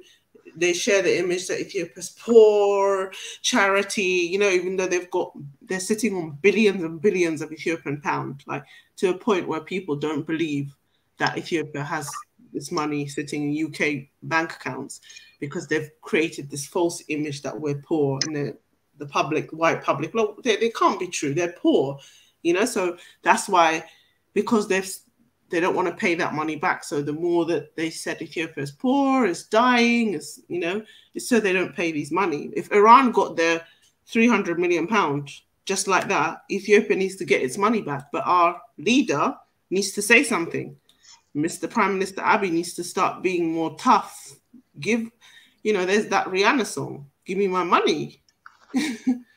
Yeah, at the same time, remember now, when we tie into certain politics, the politics itself, give and take, what benefits, and under any circumstances, a lot of leaders that really are the true leaders in the country, they protect the interests. Ghana did certain things, and there's a lot of controversy about Ghana, what they did. But at the same time, he was able to shake down about $450 million. So the way we call it, I don't know if you, all my, and in fact, you probably heard that the expression, Mika, in Ethiopia, is arada. Okay, you have to make this specific word is being arada. Okay, arada is a smart one that makes certain sound decisions without hurting nobody. You understand? It's a way of dealing with. An arada person will do things that will appease everybody. He makes sure that the turnaround, he can see the whole picture, while others can't. So he make that decision based on what he can do. So the term itself, the whole piazza, piazza, right? You visited, Mika? Piazza. Yeah. Piazza is it's pretty much the center of Addis. You know what I mean? And they call it Arada Safar. So there's a meaning to it, Uh, and yeah, even definitely. Yeah, yeah. the local are pretty much in the local Arada Safar. So the there's a lot of things that can be said. The way our leaderships, uh, they're not what you call in the same boat. You see, that's the problem. They all have the interest because I never heard uh, African leaders talking just like America said, hey, it's our interest. And I'm not talking about just Yeah. the country wise, but it's like the African interest. What is the African interest? See, we didn't put that. So since we are so divided, different countries, different states, and at the same time, what is our interest? As an African, you know, what's the interest of Mhm. Africa? Yeah, we got the wealth, we got the land, we got everything. But to channel it in to say, hey, is this in the interest of Africa? See, we don't have that body, that body that can really put that answer to that question. So we stay divided. And every time a leadership make a decision and people think it's on the fly, I'll call it, what benefit his nation, whatever that's benefiting his nation. Happy, hey, listen, I definitely agree on what you said, but wait, I got a little question for you guys. Oh, you know what? I have this problem. So that means what you're doing is creating an ambiance where you throw the monkey back because they put the monkey on your back. You know this expression, right? They put the monkey on your back. Now, the best thing for you is you don't want to have that monkey on your back for too long because that monkey is going to scratch you. So you're going to remove that monkey and throw it back to them, and meaning you leave the ball on their court. So when you negotiate, there's a lot of pressure. So the expression of the monkey on your back kicks in. So a lot of decision that was made with different African leaders, it doesn't mean they're weak. It's just that's what they have available in their hand at the time of negotiation. They So are weak. You're wrong there. They are weak. no, They it's are self-centered. They are selfish, and they also got corrupt. uh, And they you are know weak. I would say this much, okay? For for the weakness, you got this big giant uh, gorilla and an elephant inside the house, okay? That elephant is gonna stamp you out, everybody else. So what happened is one, as you know, security is at number one. Security of the leadership. If the leadership is not secured, that elephant is going to be all over you. You brought it in your house. Okay. Your critical thinking and how you're going to be benefiting your followers, your your people. You have to be smart. Okay. It doesn't mean, the corruption comes because it's there. But if you look at, for example, President Isaiah, they funded him a project, and at the end of the project he's got money left over from the project, and he returned it, and everybody was like, no, no, no, you got to keep it, you're going to need it for something else. No, he said, no, I'm done with the project, and we delivered according to your generous gift. So this is the point where we're going to say no. You do your project. Let me tell you something, they owe us a lot of money. The colonizers owns us a lot of money. Billions, billions. It's to infinity and beyond. Listen, they cannot even afford to pay us back if they don't pay us. So that's why they have to keep spreading lies and dehumanizing black Exactly. And people. then guess That's what? why they have to dehumanize, blacklist black people around the world. Okay. Let me give you Why an can't they example. just say they can't afford it and just leave Let me us give an alone? example. We African And people vote. We vote and we bring the best of our candidates, right? They're all voted. They're there. The minute they get there, they got an elephant inside the house already. And you got to move that elephant. You got to lure him out. And then on top of that, when you start to get certain political point of view or things that you've been asked to vote, oh, they send the gorilla on you. Now you got a gorilla to deal with, and you got an elephant in the house. We have same. How our leaders, because I don't want to bash on our leaders because they're Africans, they are our brothers. I know they got their hands tied. I'm not Tied. saying They're dealing with an elephant in the house, So we, the people, are the one that's going to be supporting them, regardless. If you are really corrupt, okay. If you really are corrupt, if you really are the thief. No, I'm not saying they're corrupt. I'm just saying demand what's yours. Demand. You can't just let the West keeping every single money that they've, accumulated from former regimes. They have to pay back. And also, the stolen artifacts, the diamond mines, they need to pay Africa. They need to cough up what they've done, as well as the colonialism, the deaths, the supporting terrorists and killing people. There needs to be some retribution. The universe is asking for, our justice. It needs to be done. This is well overdue, and we can't just forgive. All they do is say sorry. We're sick and tired of their white sorry. All they say sorry. What's sorry? Sorry. Sorry needs to be backed with action, because just because they're white, they're always let off. I think. What you said is absolutely there. You are right at the point.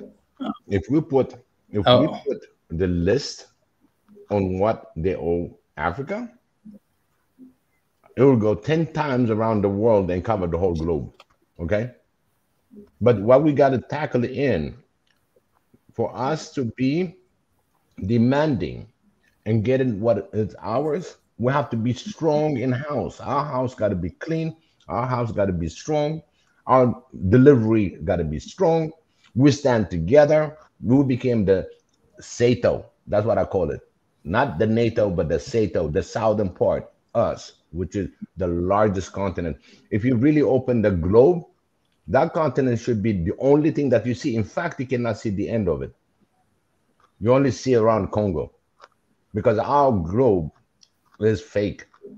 The way that we're represented already is fake. Okay. So we got to clean a house. For me, I can debate on this. Oh yeah, this is ours, this is ours, this is ours. Do you have the power to take it out from them? No, we're just going to keep on bombarding. We're going to keep on demanding until we get resolution. As Africa, as a whole continent, becomes stronger and stronger, and finally represent its large and vastness, and with the people that are really running it, that's when you have power. Right now, we have so much to do, and we're not there yet. And our leadership, we vote for them, and guess what? We put them out there to be criticized left and right. You pull his leg, his hand, and you voted for him. Let him do some work. Let him do something. And if he needs a backup, the people has to stand together and back him up. Show him that no matter what the decision he takes, to support him. Because that's how we create leadership. By supporting the previous president or prime minister, the next prime minister comes, he knows his people got his back. And as we go and unite on different fronts, like the eastern side, on the west side, on the central side, as we unite, then you start building the strength. Our strength is us, among us. If we hold hand, we can stop anything. But that's what we're lacking, because we betray our own leaders. They are from battling left and right, and it's like, oh, he made the wrong decision. Oh my God, he did. You know what? Get involved. Actually, I agree. I think more people are trying to support them and guide guide them and demand things. But you know, this whole discussion came up because our library has no books. You know, Ethiopia has so many scrolls and books. They've written so much books, and it's a shame that all our historical books are missing. They've been stolen out the country, and we have this huge library. I don't know why they don't demand to ask these nations that have all our books in their museums, can we please have it back? It's a simple request. Give it back. I know that our Bible's in the New York Museum, the Guggenheim Museum. I've seen it. Beautiful colored ancient Bible of ours. It's in the British Library. It's in the Louvre. It's in... come to Washington, D.C. We got the Christian library. Okay? And the our other thing library, our books are there as well, right? Right. And come to a Library of Congress, the largest library in the world. Okay? We got so many books out there. Okay? Ethiopian books. Authentically written by Ethiopians. Yes. And different other countries. The Library of Congress, you can go online and look at it. That's the largest of the libraries. Africa. Yeah, it's not just Ethiopia, it's Africa. Like everywhere. The Damascus said that. Yeah. Like you said, it's everywhere in this world. Yeah, it's like it's everywhere. Like everywhere they have in Germany, France, Netherlands, in Belgium, in I want to give a chance to Yonatan. He's been waiting here for a long time. Yonatan, my brother, come and share what you had to share. There's something very interesting. He texted in the group. My brother. Hey, what's up, guys? First of all, I kind of jumped in like 60 minutes after you've already been into your conversation, so hopefully I'm not completely off track here. You missed a lot. Well, I don't know. I don't know if it was you, but I heard like crackling sound. Somebody was sauteing something, cooking something. Was that you? I did. It was me. Yeah, I got in so I got in when I heard like all that cooking. I was like, you got me hungry. Oh, man, anyway, but I'm fasting, so I just have the late put a lunch breakfast. So okay, so I was thinking about the last time we were talking. You were telling me how to make, and you were supposed to send me the recipe to make an omelet, but I forgot what kind of omelet it was. But yeah, anyway. I think I owe you that. I'll send you that. Yeah, you do owe me that. Salam, it's so nice to see you and hear your voice, by the way, Biggie. And thank you so much. I know. Hopefully everything is going okay. You've been in our prayers, so. Absolutely. It's one of the toughest things. It made me realize a lot of things, actually, our lives, how fragile that is. And it's just another reminder, but this one is really a double sword, you know what I mean? It's like, wow, I didn't expect that, but we're coming along.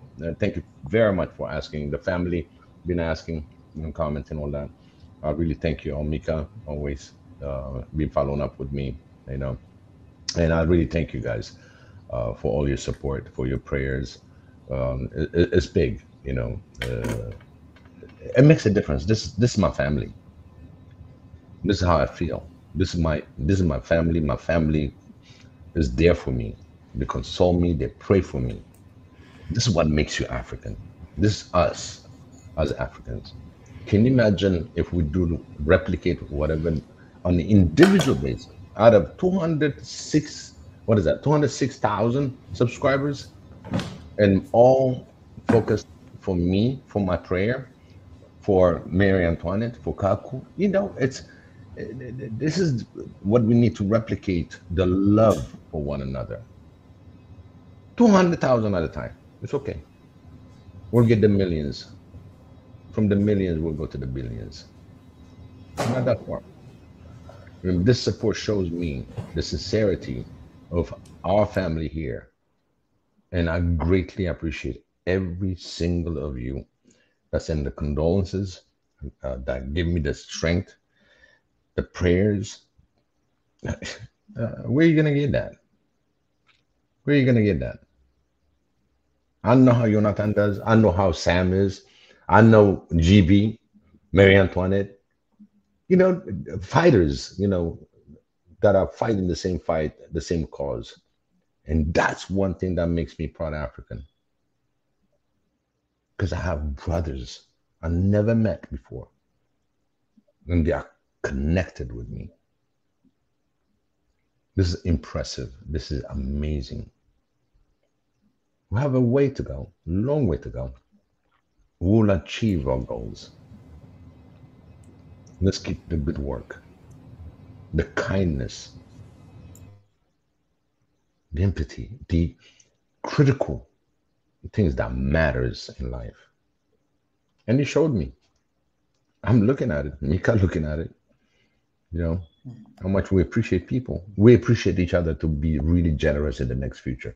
We're always going to be there.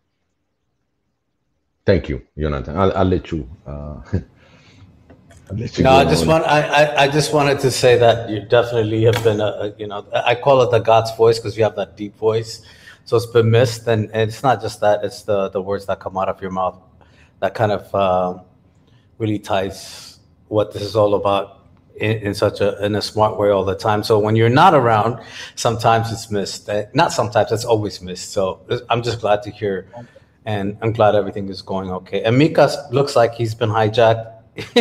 Some I don't know where Mika is because Mika won't say, but nice to see you too, Mika. But anyway, so crazy story today. Maybe I think I'm looking at the time right now. So it was about 3.5, 4 hours ago. I was at a coffee shop, and how crazy is it that we're talking about this? And I work at a university. I think I've told you that I teach here. So there was somebody sitting next to me, and they noticed that my bag had the university name on it and had asked me. We started a conversation. It just by chance I had mentioned that I was Ethiopian. He teaches theology at my university and says, "Oh wow, have you looked at the Book of Enoch being displayed at the library at our university?" I was like, "What?" And it just so happened that I've only been at that library like 3 times. COVID, and we do most of our research online these days, so you don't even need to physically go. And he goes, "Yeah, no, there's a Book of Enoch from the 15th century. It's in the lobby of the library in Giz." And he, of course, he's a theology teacher, so he knows everything. So he started telling me all this story about the Book of Enoch, and I'm like, okay, I had to interrupt him, and I'm just like, okay, did it say where it came from? Like, who owns this thing? How did it end up at my university? The reason I'm not just saying my university is just you never know. Anyway, and he goes, so no, it says it's a private collector. And it's funny because I apologize about the woman that's on here because I don't see her name, and I loved what she was saying. I'm I've been here for the last 30 minutes. Jarina, nice to meet you. My name is Nathan. Nice to meet you too. Nice to meet you as well. And so one of the problems that we have is not just these national museums that own these things. These are private collectors. And it's impossible to get these things back from them. And most of the time they loan it out to the museums. So I know Ethiopia has done a lot. They've gone quite a lot back. I mean, for God's sakes, they got a huge in Aksum, one of the obelisks back from Italy. And they've gotten recently, for example, they got one of the older books. And what I'm trying to say is sometimes I think it's so difficult for us to fight this war because it's private collectors, and there's no international law that allows us to fight to get these things back from private owners. Okay. So I think there needs to be a better system to demand history back. I think you guys have said a few things. I mean, I can use all kinds of synonyms. They pillaged, they plundered. It's kind of a history of war. That's what happens whenever there's war. They plunder your basic things, but even more so is your assets, your history, because that's how they deny you of your existence. And it's a shame because this is not just about an African issue, but I can talk about what happened in Iraq with the United States attacking Iraq and just sitting there watching the oldest civilization, the Mesopotamian civilization of history. They're one of the most incredible museums in the world, really, if we think about human civilizations being plundered, and they sat and watched the whole thing, right? And then within 2 months, it was being sold on on the internet, and God knows how long it's going to take them. Yeah, and God knows how long it's going to take them to recoup that, because it didn't go to a museum. Eventually, a museum will buy it, and then you can sue the museum and get government issues. I think it's this private ownership of history that is the most difficult thing for us to recuperate. I just have to point that out. I don't know how we're going to be able to do that. It's very difficult to do because there is nothing that is within the international legal system that you could sue to demand that. You can demand it, but there is no system for that. It's unfortunate. It really is. And the thing I'll add to you into that, and that's why I threw that word binarada, how you can really not lose. Let's say there's the artifact, okay, and it's in the museum, and suddenly too many demand and stuff, oh, well, we just had it, but I don't know what happened. And the next thing is retitled through a private donor. That's going to be back on the thing. Hey, the library doesn't own that. This is something on consignment. So there's a different way to move these artifacts. You know what I mean? If they really need it bad, some of the artifacts, forget it. You're not going to get it. It's just in a blur. Okay. It's like you're going to have to achieve all those little ones that's right behind it and get it. And when it comes to the top, there's a lot of pharmaceutical that been using when it comes to medicine and stuff like that. Oh yes, I heard about that. So even now in Ethiopia, they ask the old women. We have the also on the engineering science, also how to make something levitate. Okay, there's a whole other technology out there that's been taken away from us, from Africa. Yes, look at the pyramids. The pyramids to today is not explained, but we have books. Can I just say that how they did it? Biggie, Egypt also need to pay Africans money. They're making a lot of money out of Black people's history. They didn't make the pyramids. They come from the Bedouin, a desert. The only thing they built were tents.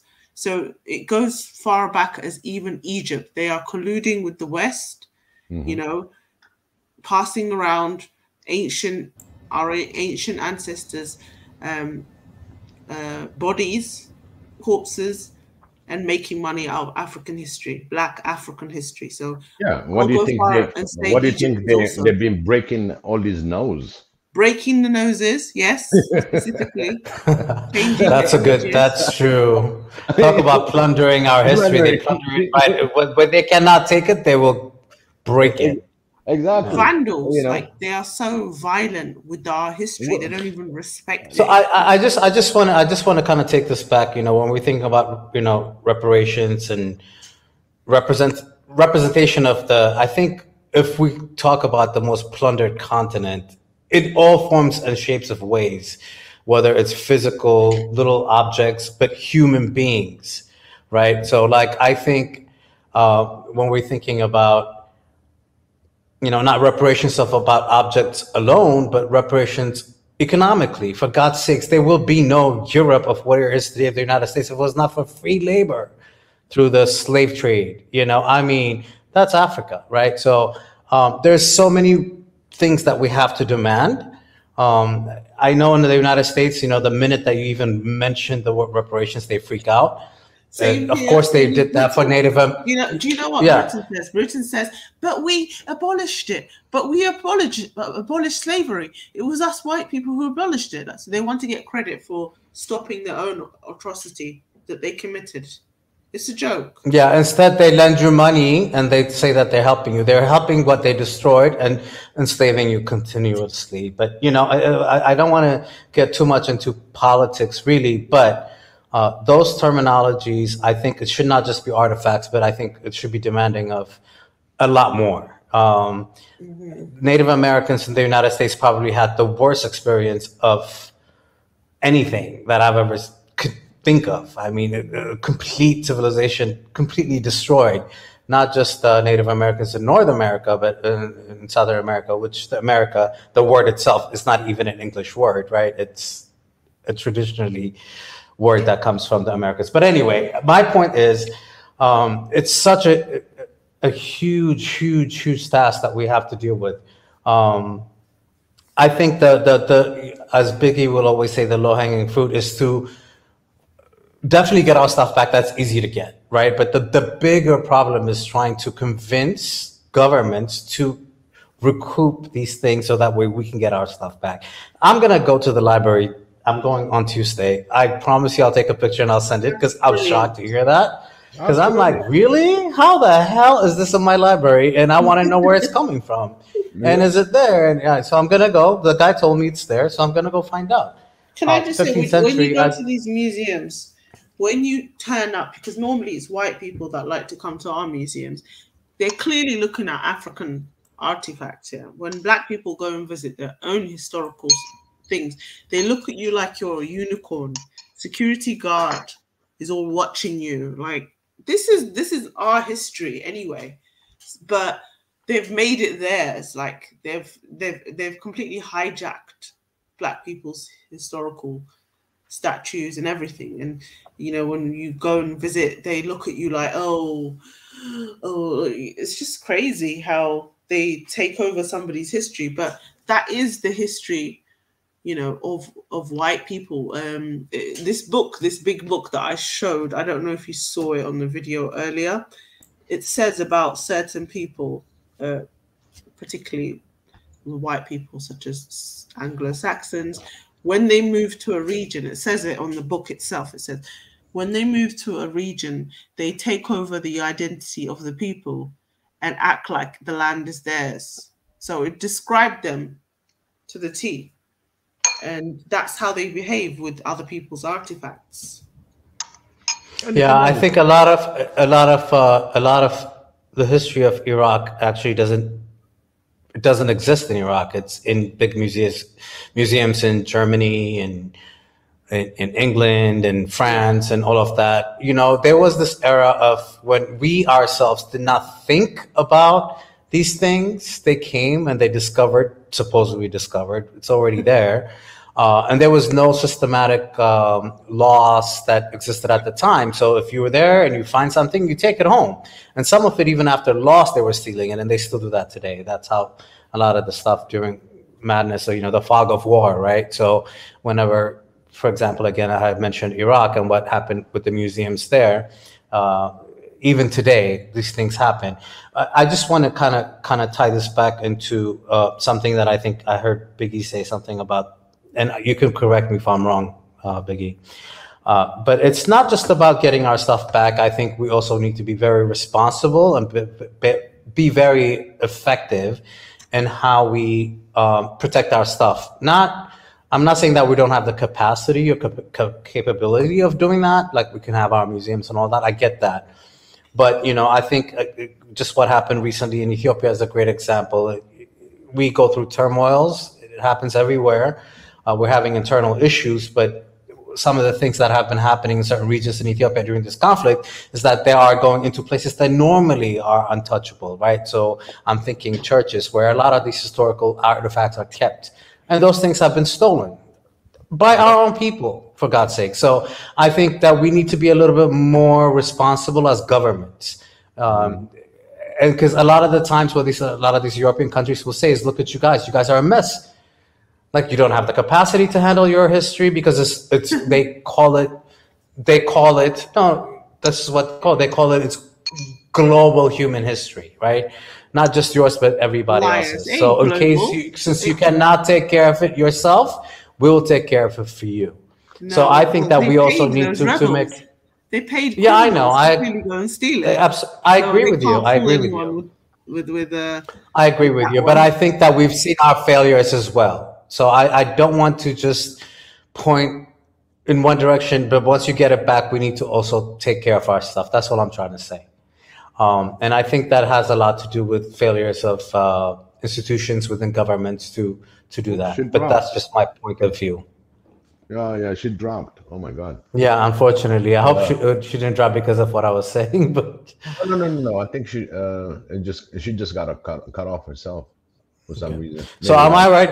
Did I understand what you were saying correctly, Biggie? Okay. absolutely. I'm just gonna drop a little bit. I'm gonna call it Arada talk. You know what I mean? Can I just say something before you go, Biggie, about Mhm, Arada? What people mhm. don't know is it was always Arada Piazza. Piazza was called Piazza because the Italians came and they had that little area that they wanted to. But Arada has always been Arada, and it's still Arada. That's all. Exactly, Arada Fara. You know what I mean? So the thing is, it became part of the language. You know, when you say somebody that is Arada and somebody gonna call him Fara. You know what I mean? But when I say Arada is just to let per conversation say, right? Sometimes you have to find the best solution for all end, right? If you ever notice, when the Second World War was happening, and when German went in Western Africa, turning things around, and they're looking for a very specific item of artifact, and that artifact cannot be found in there. They have some uh, wrong intelligence. So the next thing is the Italians had a chance. Now they are on the east side of the Horn of Africa in that relationship to go and find this specific artifact. I'm not going to disclose it on this conversation, but a lot of people know what I'm talking about. And then after that, nothing happened. That thing cannot be retrieved, cannot be seen, cannot be touched. A lot of things being protected through it. And then the next thing, as the history keeps going, right? It never stops. Now we got people going through all these churches in Ethiopia looking for the same artifacts, okay? But at the same time, looting whatever they find. So that shows me there's a lot of buyers out there, okay? That's, if it cannot find the real thing, because this real thing that they're looking for is on government levels, okay? Big countries and the people who has power, and they want to harness themselves with that power. But unfortunately, this specific thing has been assigned and been protected in Ethiopia over 3,000 years.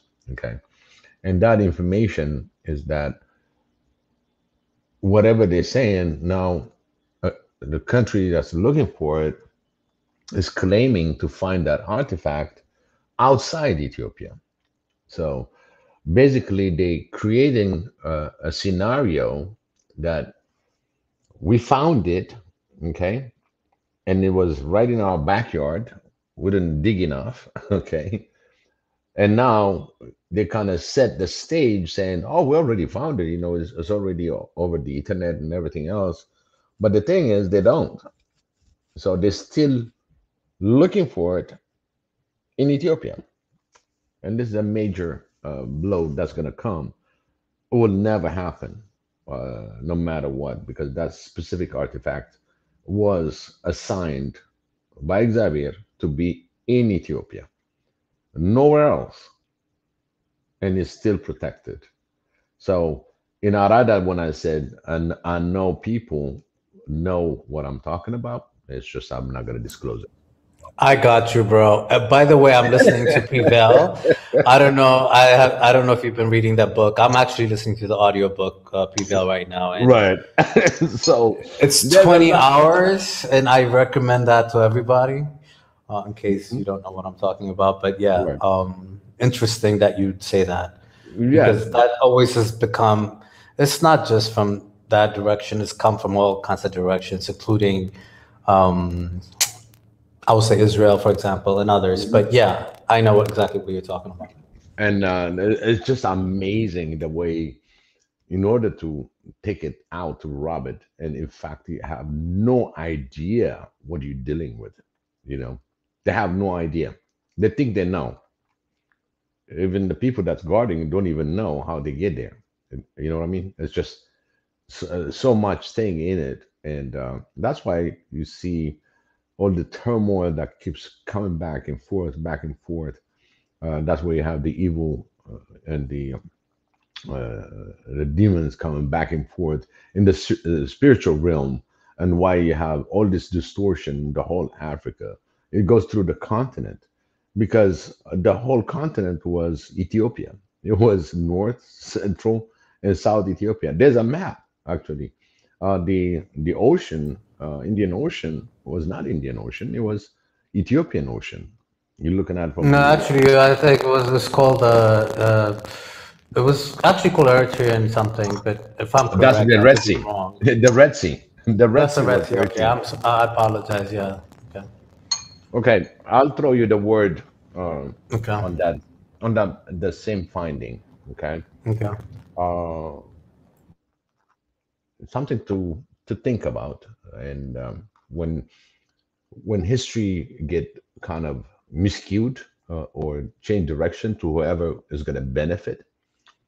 The Red Sea during Moses' time was Eritrean Sea. So there was no Red. So how we ended up by discussing about Red Sea? It's a thought for people to think. How come this? It was Eritrean Sea.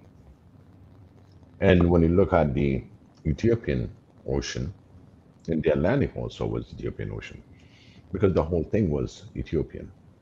The whole Africa Well, was. I think pretty much everything what they considered below Egypt, basically, in certain parts of it, map-wise, the way that it was shared amongst each other, including Asians and Southeast Asians, because they were, trading along the coast of the Indian Ocean today and all of that. So if you look at their maps, it is true. I mean, it was literally the Greeks are the ones that really called it Ethiopia. But anyway, There you that's go. a There you whole go. another story. So, Then- but yeah, I know exactly what you're talking about.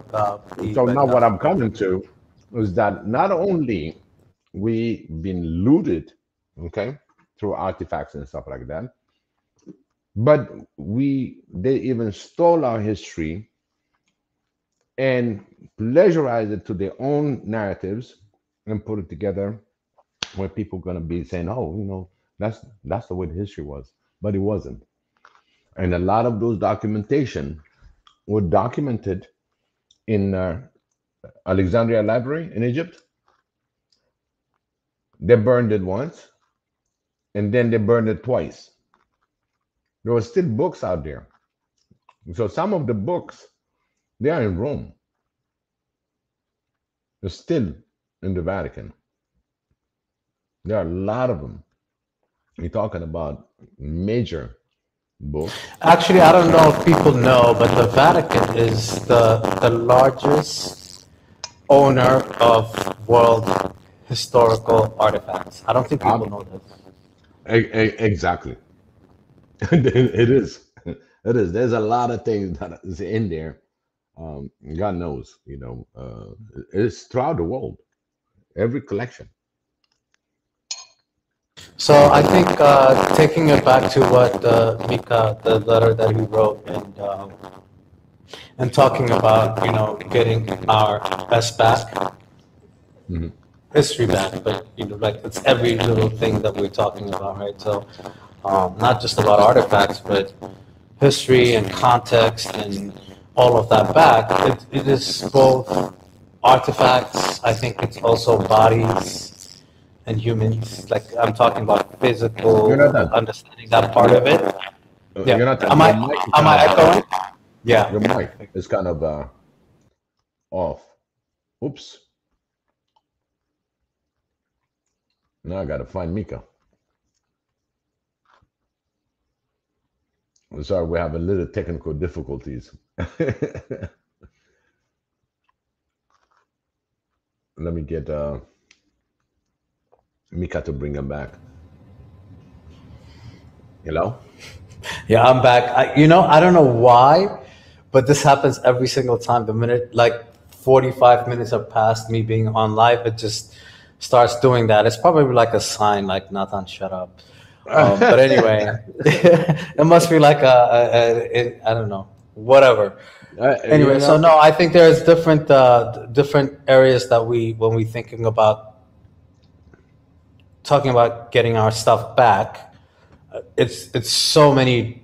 It takes in so many different ways. I think it's, of course, the artifact are physical things, right? Those are artifacts. I get that, Right. but it's also not, when I say humanity and human back, I don't mean necessarily physically, but I actually understanding and getting that story right. So I don't, we don't have to hear about books that we have to teach our students here that as if, Europeans built the United States or Canada or Latin America. No, they did not. Africans did. We need to get that story straight. And that means at the time, these were colonized places. So all that money went back to Europe. So Europe and Americas are literally built by, we need to get that story straight, and I think the fight is more than just artifacts. I think it's much deeper than that. It's a constant battle. For God's sakes, right now, like in Texas and so many states, as you know, they don't even want to talk about disparities of race. They don't even want to talk about racism. And they're making that into law, so you can't even have decent books that talk about African Americans and their experiences in America out of high schools, for God's sakes. Not even middle school, high schools. I mean, so the fight is so much deeper. They don't want to be reminded of it. Of course they don't. But they hijacked the not only our books and artifacts, but you see, and one of the things that you mentioned when it comes to African Americans, it becomes like a division of saying, okay, everybody's American, okay, and suddenly, oh, you know what? You're from Africa descent, so you're African American. And a lot of African American is like they're not fighting for not being African descent, but they're fighting like already getting discriminated twice. So basically, they're telling them, oh, you're an African American. It's just like, they've been enslaved, they've been there, but now the narrative changed to say, oh, you're African American. So look at it from being America as being American, and it changed now. You become like, from let's say Mexican American, things like that. But they are here. They've been over and over being here, and that qualify them just as simple as American. You're not gonna say a white that's gonna be, oh, you're a British American, or you are this American. When it comes to all white, once they say American, nobody question. But the minute that you see a black, then you're gonna say, oh, he's black African American. And that's what the fight was when it came to African American. The black population really got mad because now they're separating them like they are a different entity, and now they're going to be treating them on a different level. You see, so they're supposed to be, if you're American, American doesn't see color. You're American, period.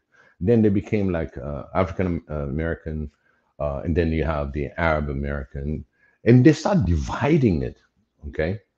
So when you have that kind of point, and every time that you do an application, you're gonna have to fill in, oh, you're non-Latino, so you got to check that. So, or you are African, Black or African descent. You see what I mean?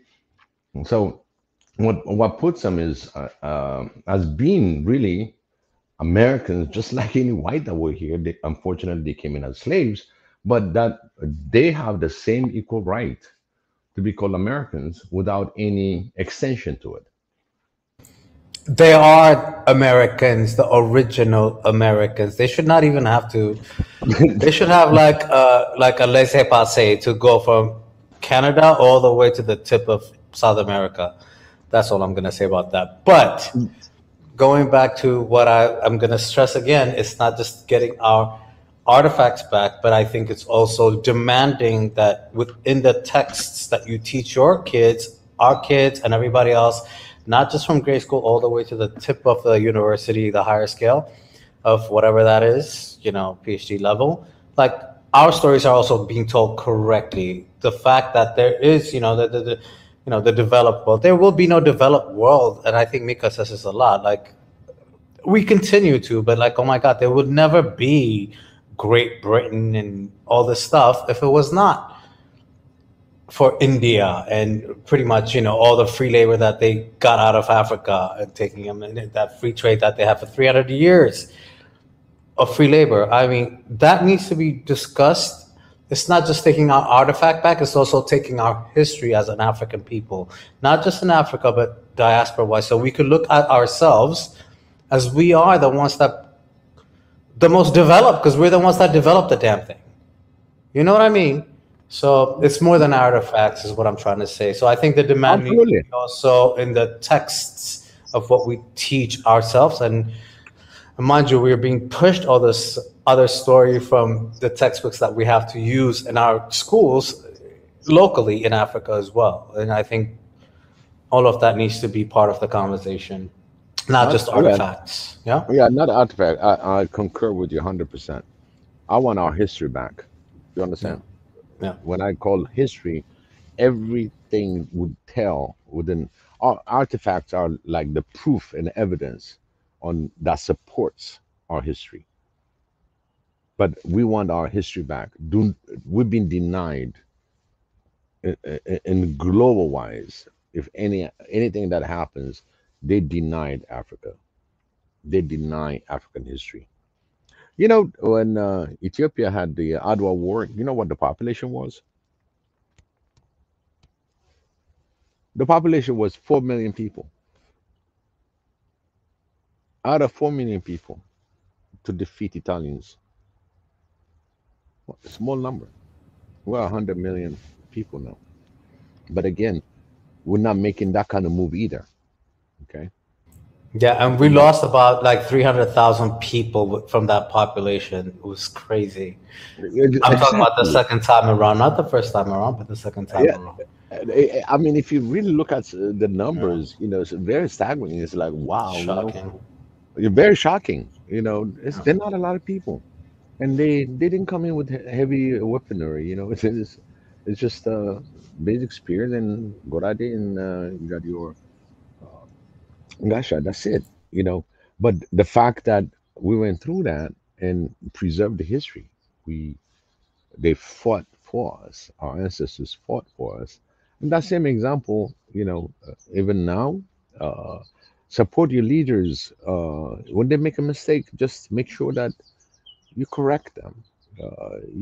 You voice yourself, because once they're there, don't come back and say I didn't vote. I'm not with him. Once you really vote the leadership, we got to stand by them. And then if they're not doing a good job, the next election. So we have to be really careful when we blame leaderships, because specifically for not bringing certain artifact, not fighting. There's a lot of things that's happening in the world. So I just want to concur on what you said. History and our artifacts support one another, and that support, that evidence, is the one that really makes sure that we got the right history. And when you look at the Western influence when it comes to education, what I always said is garbage in, garbage out. That's a good one. I have to. You know what I mean? Yeah. So when it comes to the education, the science, I have no problem. Math, algebra, whatever, But at the same time, it's up to you not to really go further on the education. But when it comes math and algebra, are you kidding me? That came out of predominantly, like, the whole entire mathematics system that we use, for the most part, came out of Arabia, which is not even, I'm not saying that it just came from them, but a lot of even the numbers that we use, they're called Arabic numerical numbers because, anyway, but yeah. So I think there's a misinformation all around about history, which, and I want to kind of touch upon what you said about leaders. We need to stop looking at leaders as if they're gods. They're not. They're human beings. They're not perfect. They're not functioning in a vacuum. They're functioning in a system that's so internally needs to figure out its own issues, neighbor to neighbor, and not even at the national level sometimes. And I'd mentioned this before, like, we Africans tend to No, I wouldn't say just Africans, just in general, human beings tend to idolize and godify leaders and think that they're the either the solution or the enemy. I think most of the time the enemies are ourselves, amongst ourselves. Hmm. Uh, Work that crap out instead of looking at somebody to solve your issues. It's a lot of our problems, in political sense. We always say everything is very local. It is, and so I think there's all of that happening. And again, this is a whole another discussion about leaders. Right. But we have to account that we do work in a global, continental, or national systems that we do look up to leaders and our ruling parties or whatever the government system is at the time. And to hold them accountable is important. But if we can actually really look, next to your neighbor, your family member that talks crazy, and deal with that stuff locally, at the national and even international level, things would be a lot easier. That's my personal opinion on that. But yeah, leaders are just human beings. Yeah. We give them too much credit, and we hate them and love them for ridiculous reasons. I don't like looking at leaders and posters on the back of every cab. In Africa, Africa does that all the time. Ethiopia is very, very. Don't de- deify. Don't make them gods. They're not. They're just. And that I'll give you an example of one person that really took an action, and that's President Isaias Afwerki. You I know, know, and I on the want to internet, read more about everybody. his. He needs to write a biography, by the way. I'm telling you, people were putting T-shirts, bumper stickers, everything. Right? He just went on the podium. He said, "Please do not idolize me. Take off your shirt. I'm just a regular person. Do not atamlohuni. Means do not idolize me. you know, stop this nonsense. He said, he even said, you can do something else with it. Why don't you just send the money straight to Eritrea and help out on people that do the foundation instead of T-shirts? And he made a stop to that real quick. So you won't see any Isaias Afwerki's T-shirts for grab unless somebody just want to be off of it. But it was literally he said, "Do not idolize me." That was awesome. That was awesome. A lot of leaders they go, "Oh, I see my pictures, I'm good. It's like my fan." But he didn't. He just want to make sure that you know the independence is there. We're good, and I don't want to be idolized. And And to be honest with you, as a human beings, I think sometimes we do that in order to not look inside ourselves mm, and figure out our issues locally. And I would say that to everyone that's listening right now, and live or not, right, stop I know we all have family members that say crazy stuff to you about. I'm not maybe taking it back to Ethiopia, but in general, about another ethnic group or whatever is going on, don't let them get away with it. Call it out immediately. Say, like, what does that mean? Don't say that. Don't do that. I mean, it's very locally based. Make friends, and, you know, as you know, there's a lot of stuff going on within the Ethiopian community in the United States where they're not even talking to each other yeah, because they're not shopping at that place, they're not going to that grocery store, they're not eating at that place. No, that's ridiculous to me. yeah, Like, if you sit and talk to your neighbors first and figure out what your situation is, whatever you're thinking is the problem is, which is probably like ridiculous, is something that you're hearing from top mm, somewhere else, yep, and deal if there's really local issues, and that also includes within Africa. Talk to your community. Like, you've been living next to each other. If you've been having issues, deal with it locally. Don't make it a national issue. Don't bring this crap and then make it this huge thing that it's not. And so again, when you deify or a leader or whatever, you're finding a solution from somebody else to figure out your personal issues, right. you personally and your own community. Figure out your own crap is my suggestion. So please, These are the things, Africans, Yeah, do absolutely. that. Yeah, I think Yeah. within your inner community, there's a lot of things that can be done in collaboration without paying attention. All this, like the GB and I can see WT. That's putting, 99% is a result of Western interference on what is going to be happening. The other thing is there are sabotagers inside in order to fulfill these opportunities. So if the community uh, start growing in the right path and become influencer to the next community and show that it worked on the community, together they form a country. Together they form the continent. This is what I was talking. One of the things that we need to improve is on bringing information system to the communities, to the nation, and let them start working together. Stop this because every time when the leadership says something, oh man, crap! Did you see that? He just did this. It's like, yeah, you are not a decision maker, but Or the international yeah, media, mind you. yeah, Like sometimes it's not even your local no, no, yeah, government; it's somewhere else. You know. somewhere else. They get all this nonsense information where now you start working on something hard. Now, forget it, man. This thing is not working. Give it up so quickly. We gotta stop that. We gotta start thinking what's best. Personally, every African, as an African, is accountable for everything that's happening in Africa. I can be blamed for a lot of things because I didn't do my due diligence into to really put the effort to change things. And every African is suffering inside and not being able to make that first move, that first integration, interconnection with one another. And And that takes a leader, and that's what you guys are doing.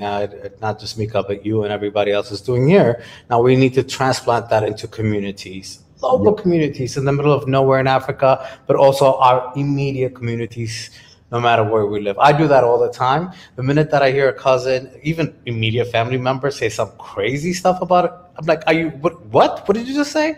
mm, Call them out. Say no. What did they do to you? They have no answer. They're just saying, but that's what they're doing. But no, you need to let them figure it out and then help them figure that out. mm, Don't hate people because somebody's telling you these things. I mean, it has to start locally. I think it's immediate. I think I'll be in pain. One day I'm loving, one day I'm going the other direction. It's just, it's I like a, get you. a I get you. chameleon. You become a Yeah. chameleon at the end of the day. Yeah. You're just changing your faces, and then that shows. You see, in between now, when you do that, what you create is fear, and one of the thing is we created in the image of Xavier himself. And we should not fear. We should live a fearless life at all the time. And I know all of us experience fear, and fear eats you up. It doesn't do you any good. The minute you put yourself together and put it with Xavier, when you put it in a sense where you're going to say, I'm in the process to heal, I'm not going to have fear. What's the worst case that's going to happen? You die, right? I mean, that's what people might think, to die, but you're not gonna die. Okay, you're gonna have to survive it. Sometimes, Xavier gives you some wake up calls. Hey, are you with me? And we all have to be together for it. So it's the same thing. We're all created in his image, and we're all supposed to understand each other, not to really bicker on the simple things. And in fact, there are elders that try to really that still maintain the community differences. When you have the differences, and they'll you bring them to the elders, and the elders talks to you, and you go by it. Now, on the new promotional way, oh, you gotta get hold of a lawyer, you gotta fight it through the lawyer. All that costs money and time and irritation. By the time you go through the process, you're just a ragged person. You're tired. Sometimes you turn around and say, "Was it worth it?" You see what I mean? So before we get into that, into those senses, always one thing that I advise: be patient. Patience is something that we lack as Africans. We get off so quickly. We get hot so quick. And sometimes, if you sit down and look at why you got hot for, it does not make sense. because now you start going through different topics. So we're gonna have to sit down and put ourselves together. Find you if you really want to scream, scream by yourself. Don't scream out to people because now they're looking at you like you're crazy. So always have, you know. So you I had have to to pull. have different. I was driving the other day and I was hearing something crazy. It was a debate on the Ethiopian issue. It was on a different. It was actually on a national NPR, and it was crazy what I was hearing, and I was getting so emotional. Well, of course, I cannot call in and say anything, and it was so biased what I was hearing. And this is NPR, the only decent place that I thought you can get decent news. I had to pull over because I was screaming in the car by myself. So I know what you mean. Now, I had to pull over because I was so angry. I couldn't drive. I was like, "This is insane. What is happening here?" This happens. We get emotional. I mean, emotional is real. I mean, I couldn't drive. You know. Yeah, that's exactly what's happening. And then imagine you're in public and you together listen to certain things and the way how people gonna interact to that, and you taking all these people along with you. You know what I mean? It's like uh, it doesn't make sense. So one thing that I experienced during this time in my life, and start revising on what's been done and how it goes. It's gonna go down. How you're gonna get all the support system? I lost a brother, I lost a father. So, and and I have a lot of losses in the family. But at this point, my age, and just this one that really hit me hard, and I pray, and I said, Xavier, give me the strength, so I can, not me, but my family, to give them strength to have a quick healing, because in our nature, you're born and you die, and whichever segment of your time in life, sometimes it's sad because your age, okay, and at the same time there's a different things that happen, and I was praying, and at one point I start shaking, you know and I shaked from inside out, and I looked up and I said, Xavier, you brought peace to me. And I screamed it out loud. You brought peace to me and my family. How about peace on earth? That's what shook me. Everything that goes on. And I reflected and I said, Lord, you got all these people dying. I know I cannot think like you, but give us a peace. Just give us a breakthrough. And before continents, before everything, you were there. You put us in this world. And I was shaking, you don't understand. And that really put me in perspective on things that I see what is important. And what's important is the care. You have to be radiating love. If you don't understand love, you cannot radiate it, because fear is the one that puts you down. What's Wow. going to happen? You need to put that in quotation marks. The last thing you just said. You know, You said love is, what did you say? Love is something. You said fear is, that's the problem. that It's takes it out. usually, Yep, that yeah, takes it out. it's fear of others or fear of something else that is probably not even an enemy to you, that really destroys your own peace and Absolutely. obviously humanity's peace. That is so true. It's fear of whatever. Right. And for me, that really gave me a joy that I recovered it all. I understood that. So Thank you for I'm sharing that. so, That's amazing. so glad that I'm able to share this information, because it's there. It's just waiting for you to connect all the time. If you're not connected to the internet, you cannot have this conversation, right?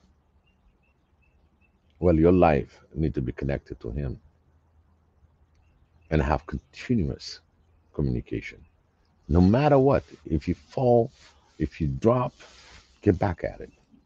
And we see it in our real true life. Your call drops, your communication drops. So the main communication you don't need to drop is with the Almighty Father. You have to be connected to the last breath that you have. And taking everything back, in order for us to get to get completely connected, we need to get our back. Yep. Because that is such a huge part of even respecting yourself, is to know who you are in order for you to love yourself and love everybody else next to you, and understand, no matter what, I think there's a major Muslim religion, obviously, as you know, coming up. I am, I don't know, I'm a pan-religionist. Is there such a thing? I don't know. I think we're gonna ask. I just made it up. Okay, I think I just made it up. I'm a pan-religionist. We all have the same Take God, a note, right? people. And, take a note. okay, pan-religionist. Yeah, exactly. It's one Africa. Yeah, exactly. There you go. Pan-religionist. All right, we're gonna remember that. Because they all say the same thing. We just don't practice them because we put one against the other or whatever. And at the end of the day, for me, it's all about humanity, right? So I think what you said right now was just great. And it connects to everything that we first began to talk about. So that way we don't veer off so much about maybe, I don't know if that was a topic, if we're just having a typical Friday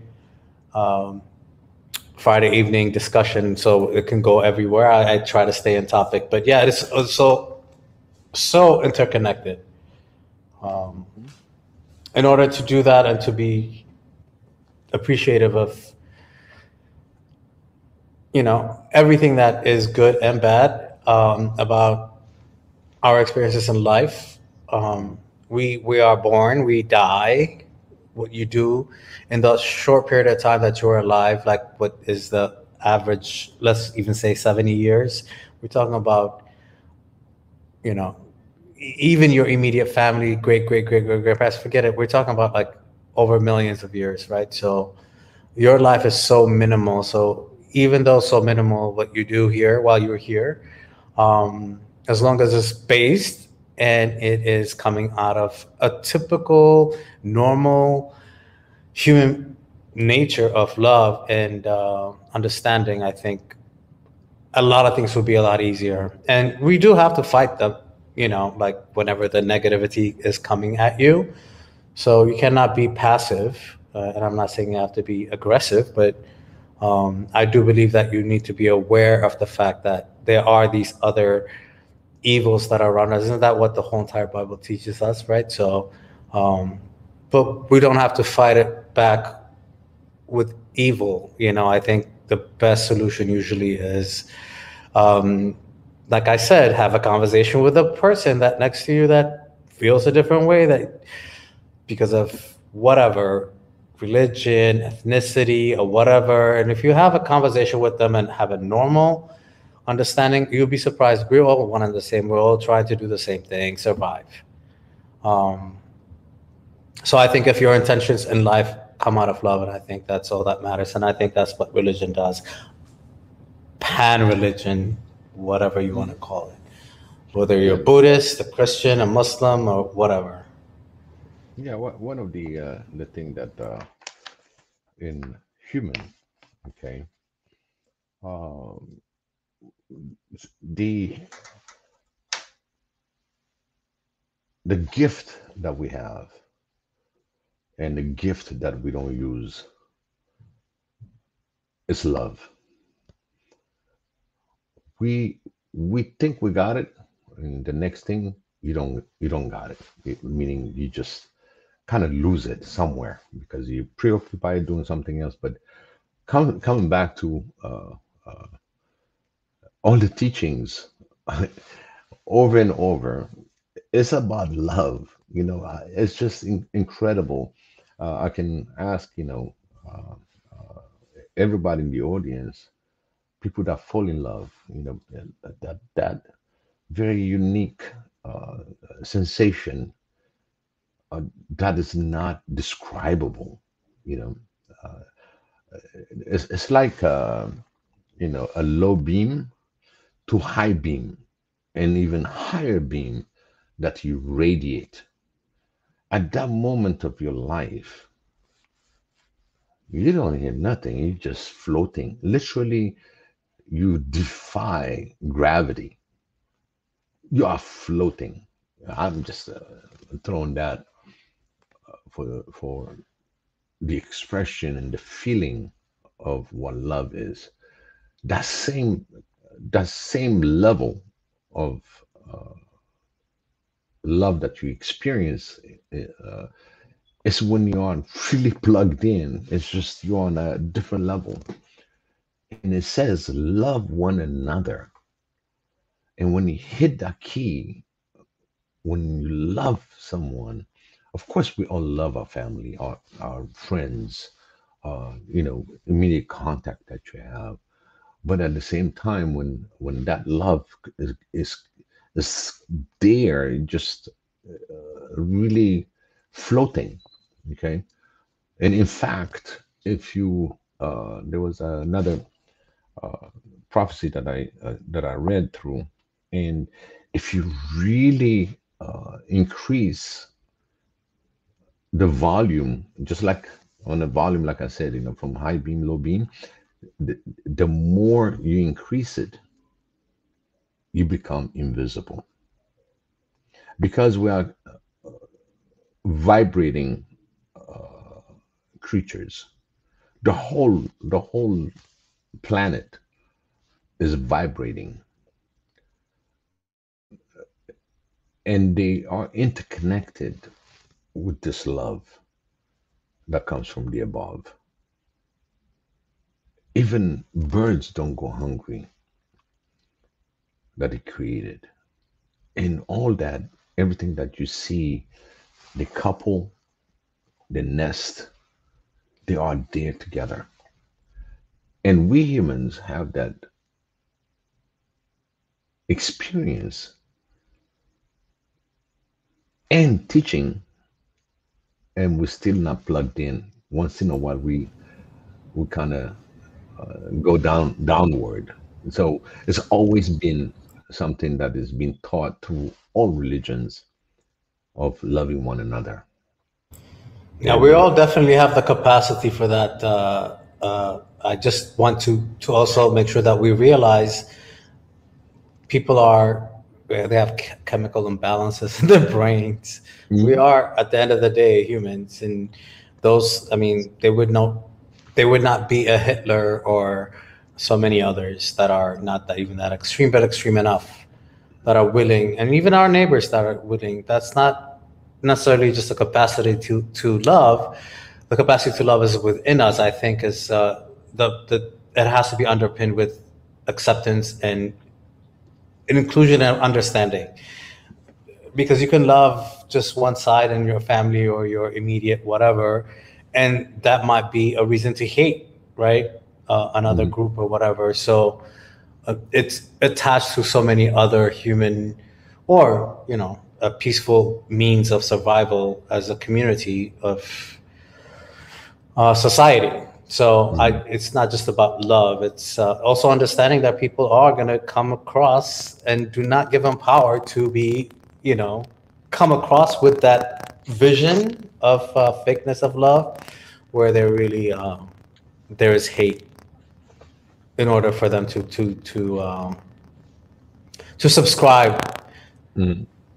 And that's one of the words that I want everybody to unsubscribe from it, is hate. Hate always gonna be destroying you. Okay, but if you find a word differently, if you just simply say, "I don't like it. I just didn't like this." Simple.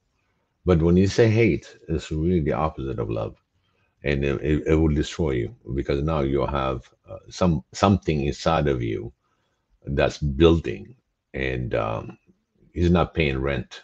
You understand? You're building something inside of you that doesn't pay rent. but love, it will restore you. Love is the one that's going to put you wholesome. And I've seen some comment about I think GB and Sam, the relation when it comes to love and the fear.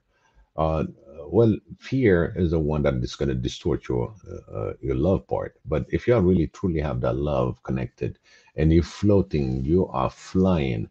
At that moment, if you can really take time and pray and say, "I'm feeling good, Lord," and can you make the rest of the world to feel the same way I feel?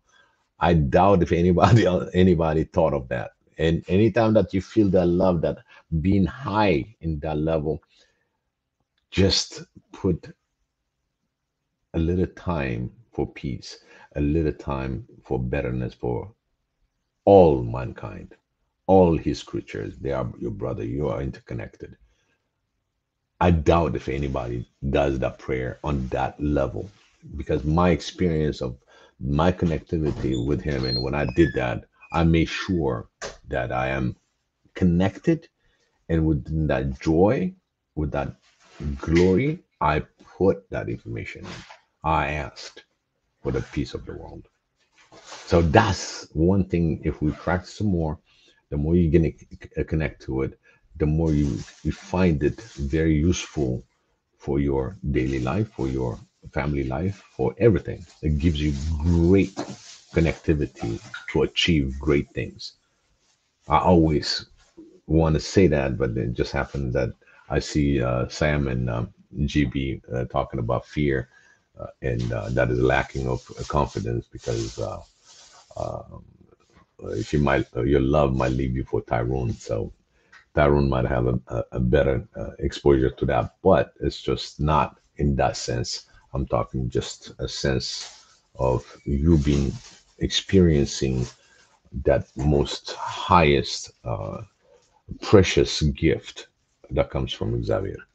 It's very, very important that everybody understand that connection makes you float. Literally, you're on unbeatable, undefeatable. You are victorious. You are high on a natural sense, and that is what I'm talking about. So when you feel that moment, take the moment to put a word for the peace of the world, for the peace in the continent, for the peace of the people that you love. That will give us an edge, because he is always there. It's just we're gonna be really glorifying him to help us with our problems at hand. Right now, we are really, a lot of things are shaking, and this is the time that we all concentrate on that for the peace. We don't take side. We just want to have peace for the world. That's what I was saying today, and this is my message to you.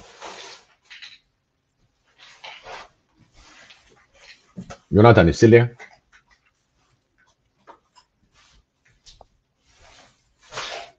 I think we lost Jonathan. Yeah, kind of. Yeah. I've I've been here all along, Mr. Biggie. Yeah. Just just doing some editings for the Swahili Nation news that is coming tomorrow. It's very interesting news. Yeah. So I hope you all guys are very excited for this. We are releasing news every single week, and this is coming tomorrow. So I've been busy doing this, and you guys are doing such an amazing work. That's why I can just relax and um, do other works like this. Hey, it's good to see Tanzan in the group. Tanzan, Sam, Ghost, GB, and shout out to all the members in the house, guys. Appreciate you guys. And for those who are not members yet, feel free to join the membership to support, yeah, the work. Appreciate you guys coming along. Jonathan is back. Yes. Yeah, I have to constantly restart or do something because my mic keeps going crazy after every 30 minutes. I think I probably need to figure out what that is about. I just wanted to say there is 20% discount for anyone that wants to go to Ethiopia right about now. I feel like I'm like promoting Ethiopian Airlines, but I'm not. I'm so glad that they're doing this for the Muslim holiday. That's obviously Ramadan. So in case anyone is planning on going to Ethiopia, good time to do that. Yeah, my wife is leaving on next week, so I think we already purchased the ticket, a lot discounted. Smart. Yeah. So Mika, you just missed her by a few weeks. You're tempting me to go back there. There you go. Time to send you back, right? Yeah, there's some people, they think I'm still there because of the videos I'm sharing. All right. Absolutely. Yeah. He did a great job, great coverage. And Wengel, I really appreciate her for putting that SN News. I hope everybody enjoyed that. That's a great synergy, and I would love to see Wengel. I want to see the other African news, and have a go at it a little bit, and give us an update on a few things on what's going on. So that would be great if we can get hold of them again. But she did a good coverage, a good coverage. It was beautiful. Yeah, definitely, it's beautiful. We're gonna be having that every week. It's coming tomorrow. Another one. That's the one I'm editing right now. Right. It's really nice. So you guys now, once a week, everybody who is listening, you can get a chance to watch news from SNN. Yep. It's our own news. Beautiful. I appreciate that, by the way. That was definitely nice, and I'm glad that it's going to be consistent. So, yeah, it was really nicely put in, and it was very, very nice. I really enjoyed it. It's not easy because there's so much going on. So what do you cover and how do you cover it? So I can't even imagine what it's like for you on the other end having to figure that out. But yeah, there's a lot going on, and everything that's going on globally affects Africa. So what do you cover? So I can imagine what that's like. So good job. Appreciate, guys. Appreciate. It shows you it has a lot of back work. You know, it's not easy to edit and put it on a weekly basis. He left Ethiopia a couple weeks ago. There's still more coming, you know, because they need to be edited and put together, and it takes time. And Mika, we really appreciate all your work. I mean, it's just, we keep saying it, but I mean, it's way beyond that. I mean, it's just fantastic. So this is Friday. So I think one of the last, right before Mika, you traveled to Ethiopia, I think we used to have like cocktail Fridays or whatever. We went on for hours. And so can we end this whole conversation in a much lighter note? So what's going on in everybody's life that's interesting, that's fun, that's, I don't know, something. I just feel like we need a good weekend end note on this if we're going to be finishing this, unless you're planning on going for another 5 hours. Yeah, I gotta find a way to get on that streamline, and once we get that, so we can bring in topics, and still in the work that I still need to get that done, that 24 hours. So at least we can hand over, so Jonathan will be covering some, and I can, absolutely. You got to step up to the plate. That is so true. Hey, no, seriously, whoever is still chatting, I think that we should all have some positive stuff. Maybe I'll start. What is happening? Yeah. The weather is starting to get nice where I live. That's a positive thing because I hate winters, and I don't even live in a winterish place. But right now we're having a lot of. You don't like winter. I do not like winter. No, I wish I was in Addis Ababa right now with the full glare of the sun. But we're having what do you call it? the pollen, which I don't remember having that issue in Ethiopia. Like every season, we get the trees are, basically they're having trees. That's what pollen is. Yeah, So actually, it gets a lot really of crazy. So, out of luck, exactly. yeah. But no, I like this time of the season. So yeah, that's a good positive thing. I don't know. So I just thought that it would be nice to talk about some positive stuff. Been listening to a lot of Afrobeat music. Which has been kind of fun. Definitely, we should look into it, and I'll talk to Pastor Ezra. And No, I'm talking about right now. Like talking about like let's end this conversation talking about some good positive stuff that's happening in your life. That's why I said the ones in the comment they should say what's happening positively in their life. Mika, what's happening in yours other than editing videos? Oh, what is happening on me? Oh, well, one good news. Thank God I finally maybe no, I should leave this alone. What else?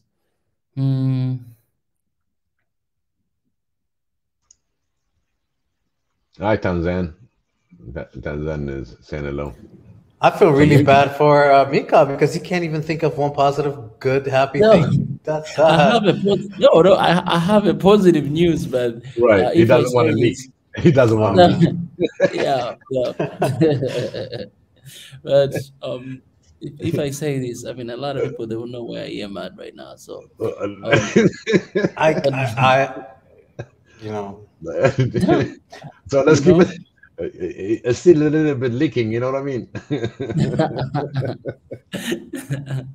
Amazing. I mean, you see how much Jonathan is pushing to get that information. Well, no, I really am not. No, I understand he's like in some secured place. As like I don't know what's happening there. It's major security. I think that we need to have like a SNN, like a CIA of SNN or something. I don't know what's happening there. But I have to tell you, the other day you were talking about Mika's picture, and I swear I have so many pictures that look just like that. Really?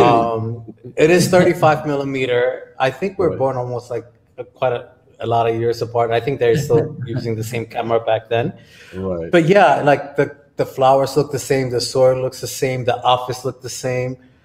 Yeah, and you were talking about like, oh, he's looking about like One Africa, and I had mentioned, I said, it looks like he's saying, yo, I need to change my diapers. That's the face that I get.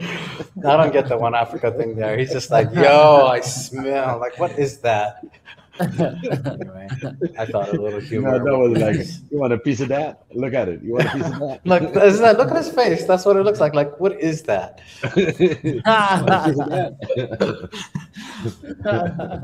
Yeah, it's either Polaroid or a 35 millimeter. But yeah, no, definitely 35 millimeter. have so many of those images. Yeah, Definitely 35. I can see agree. the shade. I can see the shade on Mika. And this one is underexposed, so I can see the shot. It's supposed to be on it's supposed to be on a 400 f2 when it comes to the setting, and it will have a clear picture. The contrast is it's a little bit off on the back. Yeah, I miss those things when you have to like pull the film and put them into the back of the camera and roll it and then start taking pictures and hope and pray that when you develop it that it comes out nice, because we're so used to like digital stuff like immediate and doesn't even capture stuff like this anymore. But yeah, but you're right. When you get a good analog picture, it's better than the digital, because the digital you have to enhance. But when it comes to the analog pictures, it's just the way you develop it, the way you took that shot. Some of the shots are priceless. You cannot even shoot with the digital and compare to that. It's just day and night. But you have to be really professional into really capturing great pictures. And a lot of people don't even remember if there was a 35 millimeter and you have the negative, you got to take it to a store. Or if you have your own lab, you just process it yourself. and then the way you're going to expose those the picture itself on the paper. That's another technique that takes another level of experience, and have great pictures coming in. It is how much you expose the paper, and to have this kind of prints. You know what I mean? It takes the shot from the cameraman, adjusting the aperture and the light for the camera, and then taking a still picture without, it used to say like you got to take a deep breath before you click it, so you won't shake the camera, because now whether you shake it or not, you don't like it, you delete it. Before it's a shot, and that shot, if it is not right, you're gonna have to redo it again, which is you don't have that chance. So it's a one shot, No, it's a blind shot. no, that's so You true. got everything set up. So By people the might, way, Sam yeah, is saying that he's got tap shoes coming from Amazon. Now that is shocking. Sam, really? what? He's gonna start tapping? He said he's got tap shoes coming from Amazon. So That I I guess gotta he's a see. dancer. That's what Yeah, he said. I'm not making my this dad up. was a tap dancer, so that brings some Sam, I memory. did not know that. That's something new. Yeah, I'm sorry, who's Sam? I thought it was a guy.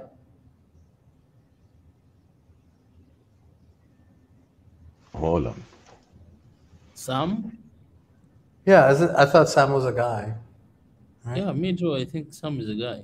No? Yeah, so I like the fact that he's got the tap shoes of the yes, that's kind of interesting. That's cool. I'm trying to see what everybody's Good Friday vibe happy story is. By the way, Mika, you have not gotten away with this by ignoring the question. Mm. You still have to say something positive. he told he told you don't, all, man. Just don't you saying, don't throw this don't, picture as if it's you're gonna get away with it. don't you feel pity on this little guy? No, no. Oh yeah. Okay. I think it's a good news. The good news is um man, why so hard? Somebody can go first. No, I saw the Sam said I never tap dancer in my life. I don't know where you got it. You're not that. Hmm. And I think he's gonna.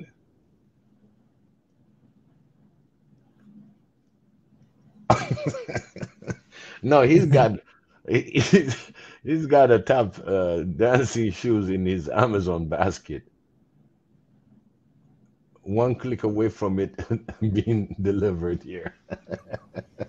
Okay, so I assume that means he's got a tap shoe coming in through Amazon. Maybe I'm misreading that. No, somebody put it in his basket. He got to check it out. Oh, okay. I thought he did that. Okay. Wow. He said he want to run him into his apartment. That's funny. It's from African Farmer. That's what it's from.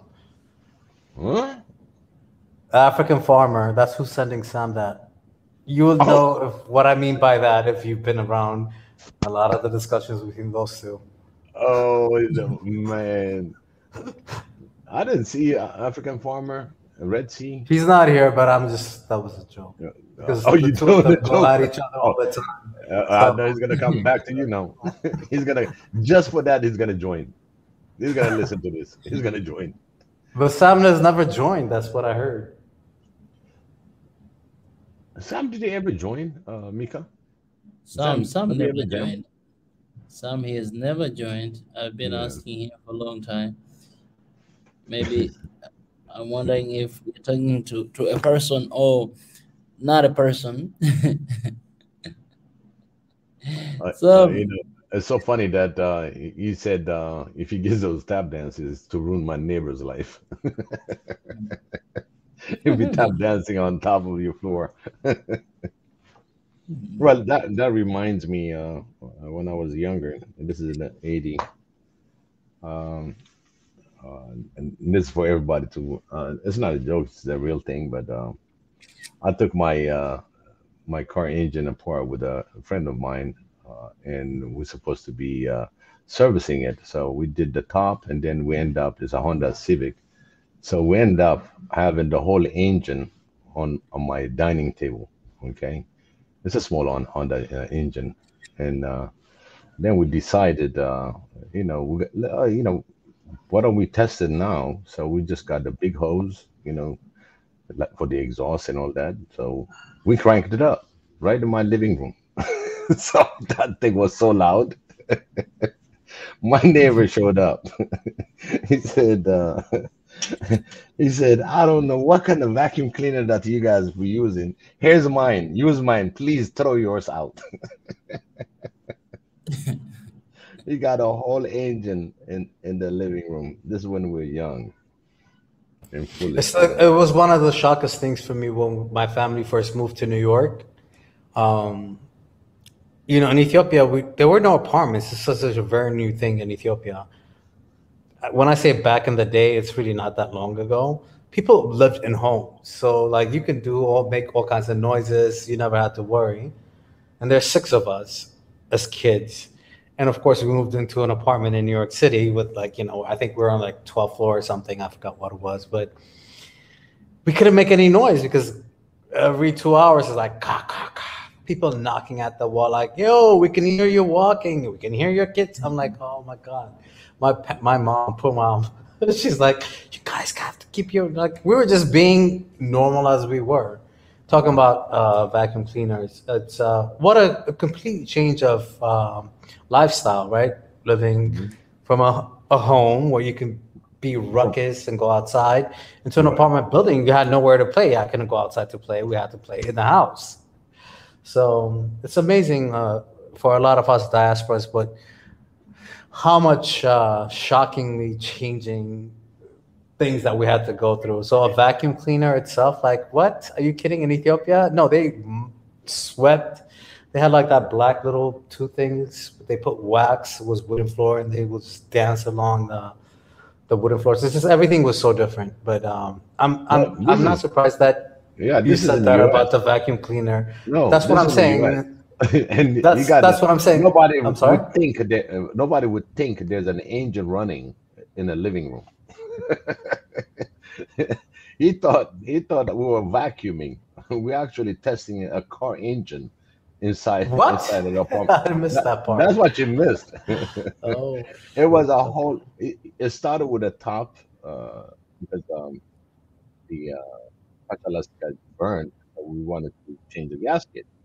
From the gasket, we look at it. Well, there's not much left in the engine. We might as well get that whole thing cleaned up. So we just took the bottom part also. And then once we took it to the machinery, got it back, we put it back together in the apartment. So it was like sport lycée students. We just put it in there and you went to the lycée, right? Yeah, I went to lycée. So he said, let's crank it up before we put it back in there. So we cranked it up. We had. Can you imagine? We had a gas can, a little hose. You see how dangerous it is, and then you have to spark the starter with a screwdriver to start. How old were you?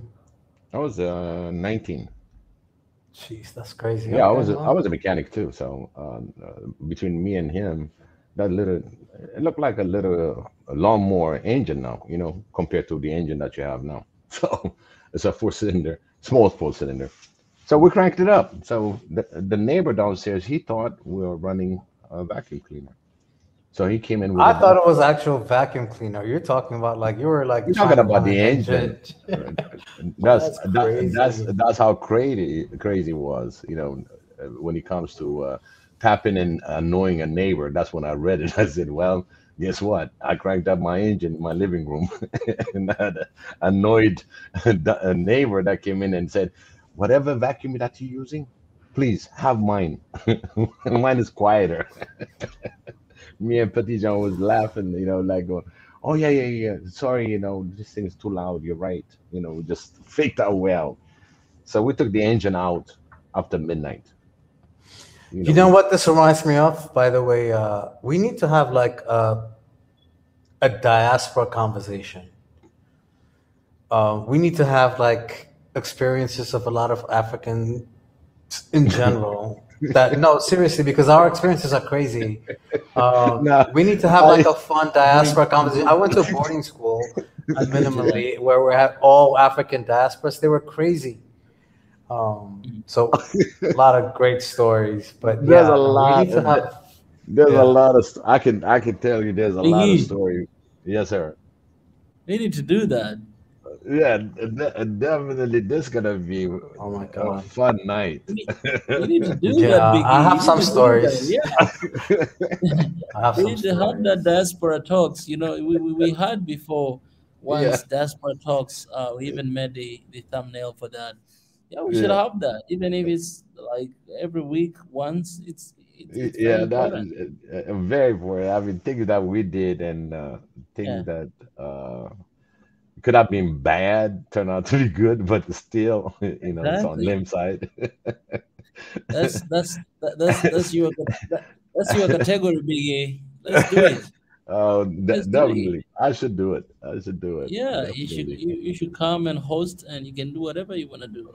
I have absolutely. so many stories, man. Yeah, I have so many stories. But Oh yeah. god. That yeah. would be Well, hilarious. Like going to the grocery store alone was an experience. First time ever. Like, what is this? And I remember eating something that you should not eat raw because I just didn't know and getting sick. And they're like, "What did you just do?" I'm like, "Well, it looked like food." Some crazy stories, and yeah. yeah. And then when Ethiopians got together, they went crazy because they just were discovering we were young, we were kids. So, One of the um, things that I won't mention his name at all in this, right? So the guy we went to grocery, and his English is, he just got there, and he just went and bought himself some can, and he's a great cook. He's cooking, everybody is eating. They said, oh, we really like that special, man, whatever that you made out of that can is special, right? And everybody was like, every time they come in, did you make that special, right? So one day, yeah, he said, yeah, this is my special. I always get that, right? They're all a bunch of bachelors. So one of them went to the kitchen to grab to grab a cup for water, right? And Mhm. he just opened it. When he opened it, he see all this dog food cans.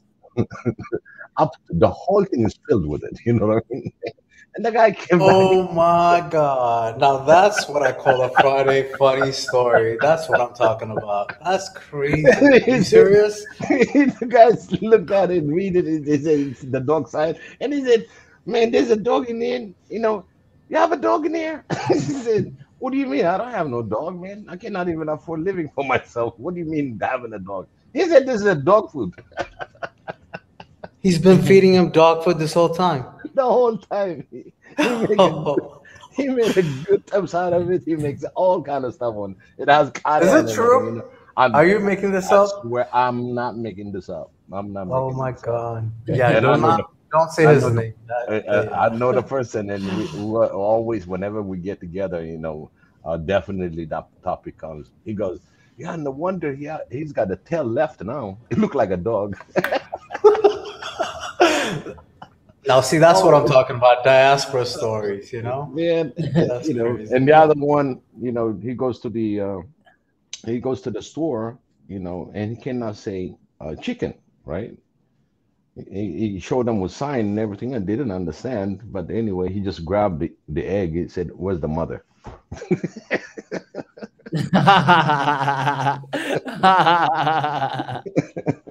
He said, "Where's the mother?" That's what I'm talking about. Come on, brother. Biggie. Biggie. A few of those things, Biggie. man. Yes, sir. Hey, Biggie, why don't you start this on Saturday tomorrow? I think Come it'll be on, Oh man. my Like, God. I'll cause set it up. Friday we can have this, these recaps and doing all this like just light topics. Usually Ezra he's hosting on Saturday, but these days he's really busy. But on Friday, but on Saturdays, we can do that diaspora stories. That's beautiful. Just stories and let's laugh, because we take during the week we're so serious, we're angry, we're not angry, but like we're so serious talk. It's nice to laugh. That's hilarious. And I'm sure there are tons of stories. Can you imagine, like, from all the Africans, that kind of stories that they have? I have quite a few, but yeah. Yeah, my brother showed up from Italy, and he said he's in Maryland. I said, okay, you take this bus, this metro, and then I gave him all the sign, right?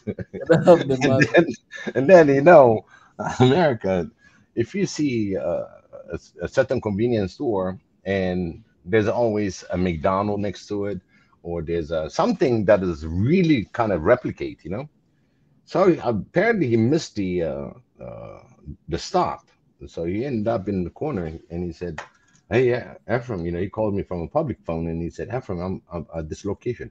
I see the giant." I said, "Okay." He just walked to the left. My poor brother was walking around and around, never found the apartment. Come to find out, he was in a different location. It was not there. What he just you see, this is how we were. We didn't understand. We just knew. I came in a month before him, and I see things, and I know my buses and everything else, and I'm trying to give him a direction. So one diaspora giving a direction to another diaspora. And you know what happened? That guy was out there for 4 hours.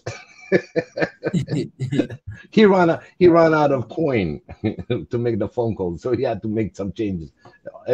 Things like that, people just when you first get here and trying to give direction. I said, never again. So he told me when he got home, he said, "Don't you ever give direction to nobody." I got him lost for 4 hours, thinking I thought that was the only one that I have in my neighbor. You know what I mean? I never looked at the other neighborhood anyway. It's kind of funny because it goes vice versa, by the way, E, because sometimes I'm sorry, I say E because it's just easier than say Big E. Right. But sometimes, the ones that come here and they're finally getting accustomed to the English, and then now they have to translate back to Amariña. They're trying to speak in Amariña. It's just as funny. You know what I'm talking about, right? Yeah, one time I was so frustrated at work, right? My English was not, there, but I'm more French, and I said some words, and the guy kept asking me, and he became really annoying. It's like, man, it's not how you say it. This is that, and I'm like, now this poor African. Now I'm getting annoyed, and I'm getting like, I got to say something to him, and nothing can come out from my mouth unless I'm gonna say something foul. There's nothing that's gonna come out. It's like you're choking to answer. There's nothing, right? Boy, I went at him in French, and he said, "What did you say?" I said, "I'm finished." I told him, "I'm finished." Just the way you suffocated me, now try to translate that one. And so I just left him. And he said, I don't understand what he said, but I know he's so frustrated. And I said, whatever, and I left the work. Basically, I didn't even punch out or nothing. I just walked away. They had to call me and talk to my uncle to explain me the situation, that I cannot walk away on the job. And I told him, "Do you want me to have a fight with him?" I just walk away. I avoid that. I left the place that I work because I was so frustrated. That's when everybody understood, hey, that's a good idea. If you're frustrated, you can walk away just like Ephraim. Just like, so that's you become like the poster child of quitting on the job. I just walked away, I didn't know whatever that the consequence will come, but it's just, I'm frustrated. I don't want to have a fight. I just left the guy hanging with French all over him. And Ron, the manager asked me, what happened to you? I'm like, good. I told him good. And it's like, in my book, this is not good to walk away from your work. I said, fight? And he said, no. That was the English. Put it that way. Okay. Fight? He said no. Good. That's what I told him. Good. I left. So Ron at that time understood me. But I mean, when you're on diaspora and coming in first time, and especially if you don't speak English, and especially when you come to America, so I mean, we're talking about my teaching or the learning that I have is the British English, and then when you come to the American English, the only thing I heard was, you know what I mean? That's how I hear. You know? Why they say to everything else? You know what I mean? Why don't they speak straight English? It's like this American. The English is different, and then once you really immerse yourself, and now you have the South, you got the North, New York accent, the Boston, and I mean, you started going all over the place. In fact, so going back to what I was just saying with my younger brother, like he reversed it. So because they moved here when they were much younger, I mean, they barely started speaking. They were barely speaking Amariña. So, and then now they picked up English, and then at home we were speaking a lot of Amariña, and then he will try to translate the English into Amariña. So whenever we're trying to explain something to him, he used to always go, Yasku, Yasku. I'm like, what the hell do you mean? Like, I used to get annoyed, and it took me a while, and then he's saying, oh, I got you, but you don't say that.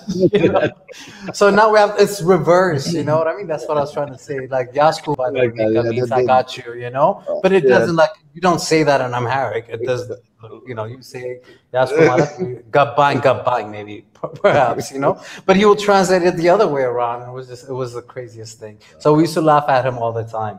But he's done such a great job. He speaks good Amariña now. Yeah, there you go. Finally. But yeah, finally. But I mean, they moved here when they were in their 4 or 5 years old, and they speak fluent Amariña. They try to read, and thank God for them. Like, they're not one of those crazy Africans that come and say, "Oh, I forgot my language" the next day. They've been here for 30 years at this point. So, But no, anyway. So there's also the reverse, is what I'm trying to say. Is when you try, the younger was trying to reverse it back and try to explain that into English. Is hilarious. It's also fun. Very. It happened in a way, like you said, when it comes to the reverse.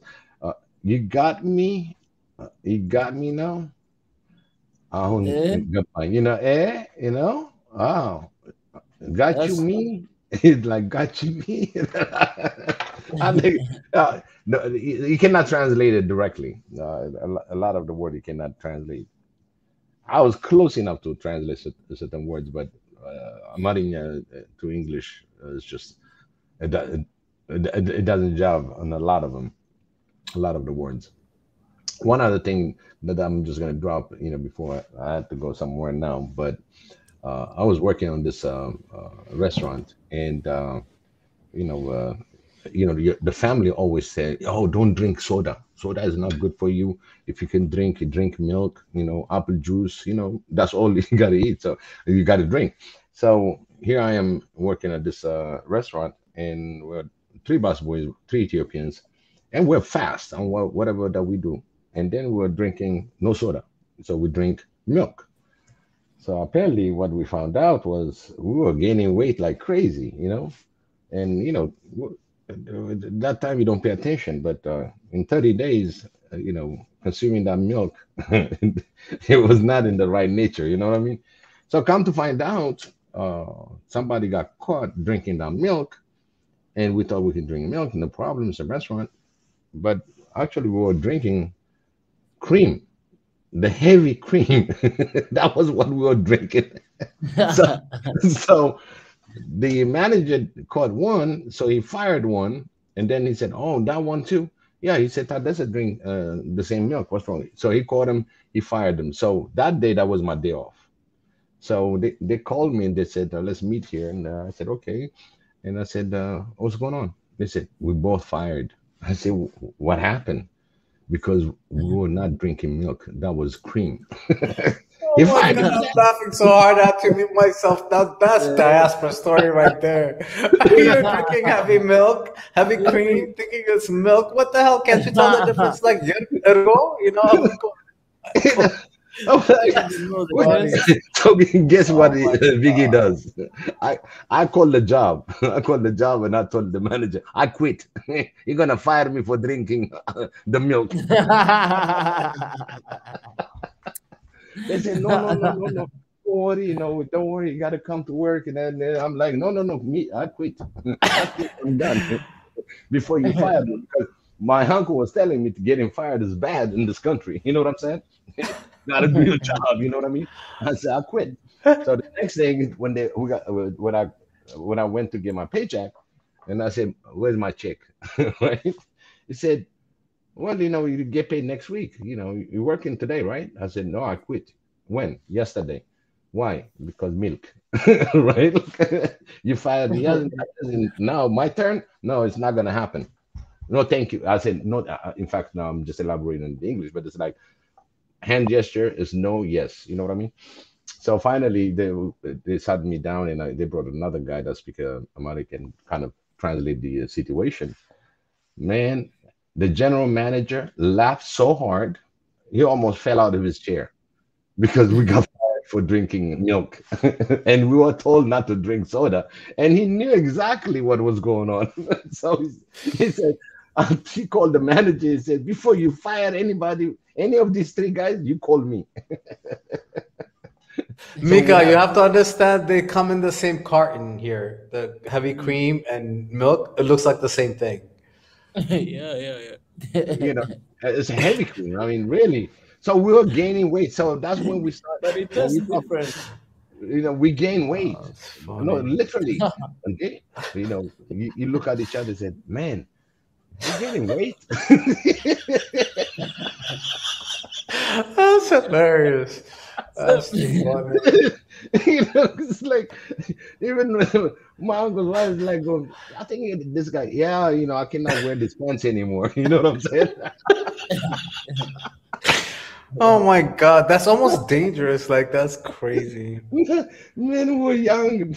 Actually, the good thing is we play soccer, we run and everything else. But if you were sitting duck, man, who would have been like a big elephant? And we cannot move.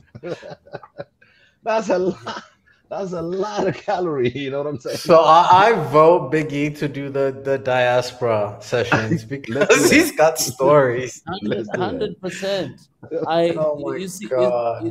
You see here, Big E. You see here. Did you see this? I already set it up for tomorrow. Set it up. Here. Set it up. It's 9 okay time for you? Yeah, it'll be okay. All right. I'll give you access as well. So just give me your email, and then tomorrow you'll have an access here. All right. Oh my God! Thank you for making me laugh because I needed that. It's Friday. I needed some happiness in my life. I didn't need to be always depressed about what we were always talking about. That's depressing. That is hilarious. I can't wait to tell my family that joke. Not joke, but like that you did that. That's exactly. My family all lived in like the restaurant industry, so we've never done that. But and everybody worked in the restaurant industry. That's funny. We definitely did. My brothers own a restaurant today to this day, so that's funny. It's just thank God you got over understanding the difference between milk and heavy cream. That's my God, real quick, and I start shrinking. I'm telling you, I cannot wear it. There was a pant. I don't know if you remember from the Wrangler family. Then they got this Bonjour, it's designer jeans at that time. You know what I mean? That's what our parents used to tell us, but they took us to the same. Yeah, I know. You're from the 80s, I think, and 90s. I'm the 80s. Yeah, so yeah, I get that. I know exactly what you I mean, in New York, I know exactly what you're talking about. So that high-end jeans, in 2 weeks, he cannot wear it anymore. That's funny. I'm telling you, we don't know in pound at that time, but you can physically feel it. And you becoming bigger, and then your pants cannot fit. You were better off with the soda and the sugar. My God, I'd rather have that. That's funny. No, that not. I think. that heavy I cream think. didn't come with a label, you know. No, it looks like the same thing. If you didn't, No, if you no, it didn't was in look a at it, container. it You know, comes. actually, Yeah, it comes. we pour it in this container, and it just kind Yeah. of it has a little knob. You just put It looks the like cream. milk, so you It don't know looks like the milk. Exactly. difference. Oh God. So Amazing. listen, I think this whole entire diaspora thing is going to be fun, mainly because we do need to have a little of, I think it's actually helpful because sometimes we're ashamed of some of the dumbest things we've ever done as Yeah. being Africans coming to the United States, or even vice versa, right? They also have their own issues. And even us, if we were born anyway, there's tons of stories. So on a weekend, it will be a good thing to do because I think you need to laugh in order to come back and do smart things later on. Right. Yeah. So Indeed. Indeed. Actually, my uncle tried to put a little community together so people don't make a mistake for that milk versus the other because of mistake you, that happened. there's a whole entire and, course now. Every time a family and then comes, do not do and, this. and then you got this guy that's serving dog food Oh my that God. blown out the Oh, cover, you God. know. Yeah, That but was the please make top. sure that you don't tell his name because my No, God, no, that would no, be that was the hilarious. top. That was You the need top. you need to We save drink this story for heavy tomorrow. milk, you know. We did the heavy milk, no problem. But eating that dog food, I don't know. No, can But I it's tell you not. though? I cannot tell the difference between like some of the tuna cans. Like even today, like if you walk down an aisle in a grocery store, some of the Mhm. packaging for like cat food and dog food is better packaging than for tuna. Yeah, and And they have a fish on top of it. And if you didn't know, if you're a foreigner, you would think it's fish and it's tuna. yeah, and It's kind of crazy. so you can So I imagine can these guys imagine going how he back made and a forth in the mistake. same I'll aisle. give him a little. I'll give him a little. Like he probably did not know he was feeding Yeah, I people mean, dog food. there was nothing nasty about it because it's just a meat and fish and stuff like that. You know, I mean, it's a clean eating. You know, it's not what do you call just call it dog food, but it's very clean.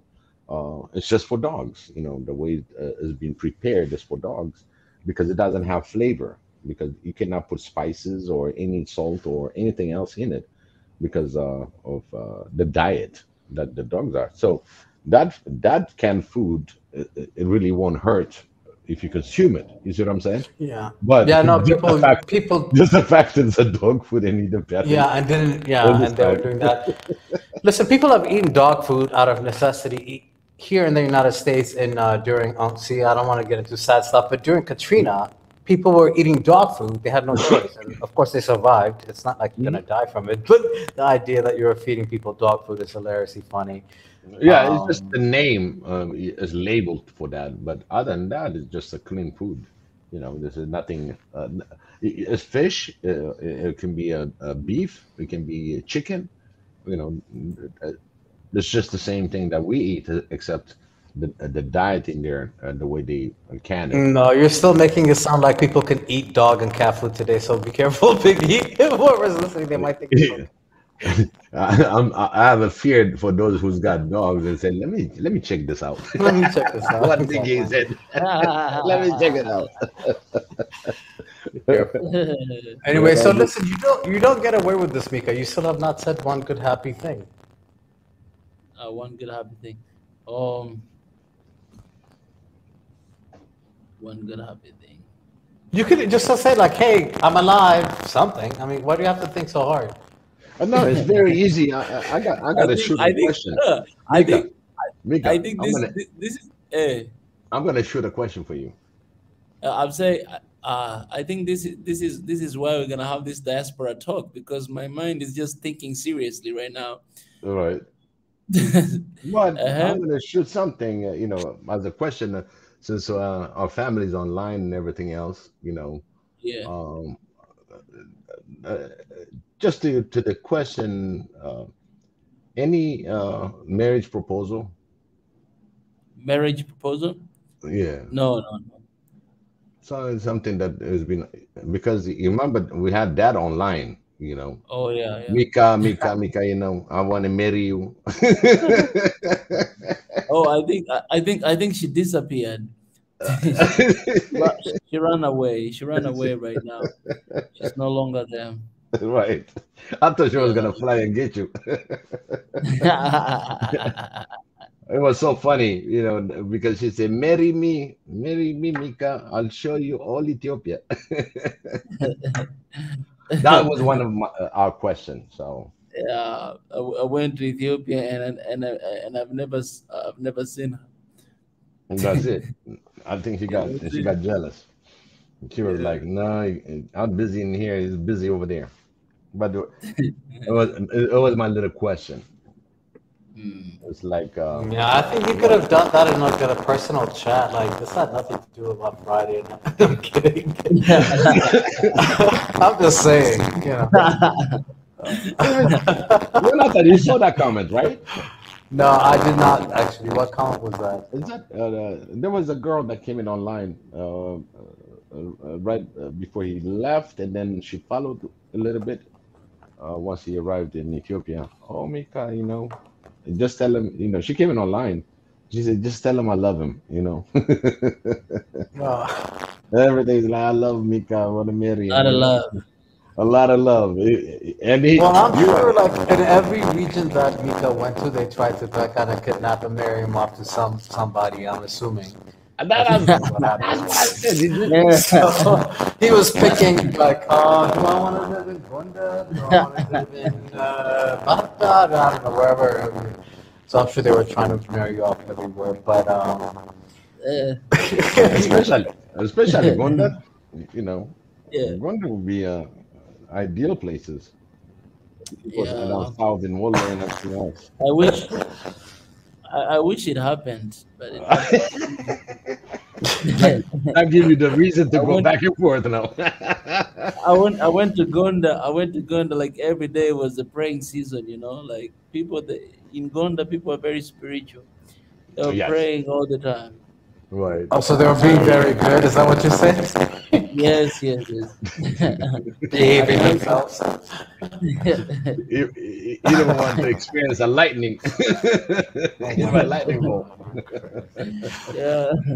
Man, I have to say though, like the lecture, I think it was a Gonda, right? The one that I saw, the video at the school, the really long one.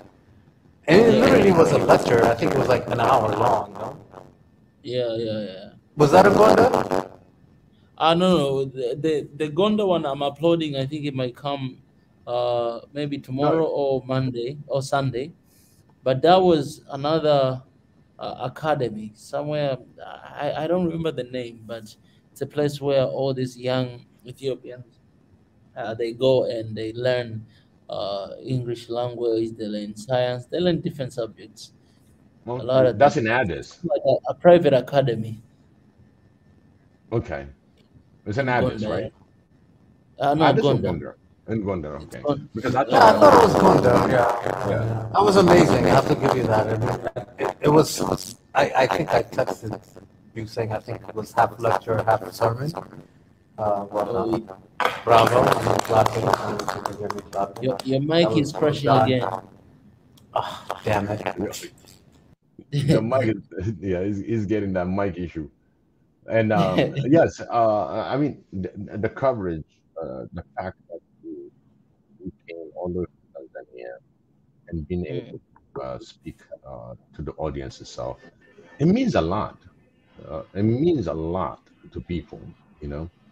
And here you are in this academy talking to them and back and forth. It's just the most beautiful thing ever. Mm. And representing with one Africa mind and Yeah. giving them that and being in front in this academy, they will never forget that. Mm. Never. And it was the Never way forget. that they were behaving at the beginning and at the end. Hmm. They weren't sure what they were getting, and whoever the camera person was panned enough times into the audience.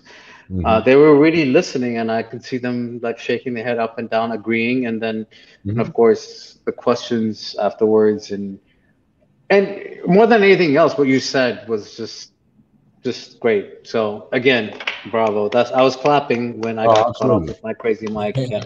So I was clapping. Yeah, I think I that's heard you. so. We Thank you heard for you. doing that. That you did okay. So I thought was one of the greatest experiences you probably, at least for me, watching it was Yeah. because I can Yeah. see how young those kids were and what they took in, and they were on the same page, you know, Yeah.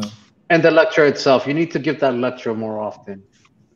Mhm. Absolutely. And in fact, you know, some of the word that you used and some very inspirational and very to the point, and that even if we put it in our broadcast, you know, as a reminder, you know, there are a lot of people that listen to One Africa and have that words and wisdom. It's really, really great. We should do Mhm. that. Recap it, see some of them reimage it and re-edit and make sure that the the words are out there and repeat themselves. It's just like I was telling you to put the our mission Mhm. always being posted in there, because anybody that looks in between, they're always gonna see our mission. It's a reminder, and that'll become like, you know, normal thing. We're gonna end up by reciting it. You see what I mean? And it's very Definitely. two simple lines, you know. So every time that we post that, we're one. We become one. Our oneness is the one that we're gonna fight for. And right here, you know, from all the stuff that we come in and have this family, people that are really talking, and we're gonna need very few, and out of this few, create a leadership, and that leadership is the one that's gonna channel us out to a better future. Again, everybody knows we got a lot of work Yeah. ahead. By the way, Mika, when you were pointing at the chalkboard, when you kept saying this is the enemy, not outsiders, but unfortunately, the way the camera was edited out, you can't see what you were pointing at. Oh, yeah, yeah, If there is any way that you could find that to make it, because I actually share the video for people that needed to hear it, that Hmm. yeah. lecture, and hopefully they watched it because I cannot make them sit and watch it, but hopefully they did. I Hmm. shared it with people that have the like-minded, but also for those that don't. But I wish that they could see what you were pointing at. Unfortunately, and you didn't Mm. say it; you just pointed at it. And I, yeah. I hope I hope if there's a way that that could be. You see how much I've seen that video, Yeah, or at yeah. least talked I about it, see, so you can tell that I all noticed the that. details. So yeah, so if Yeah, there is any way that you could, because people can't see, I know what you were talking about. I'm sure we probably said ourselves for tribalism or something, but you yeah. can't see it in the video. So if there's any way you could do that, that'll be great. Mm. Let me see what I can do. All right, so I think I have probably got my fix in for the day. Yeah. Friday, I was so upset that I missed your 5 hour session yesterday. I was like, when I got home, I saw 5 hours. Where was I? I was busy working. Usually I have you on the background, but yesterday was Right, one of those crazy days. I had a lot of meetings and stuff, but right.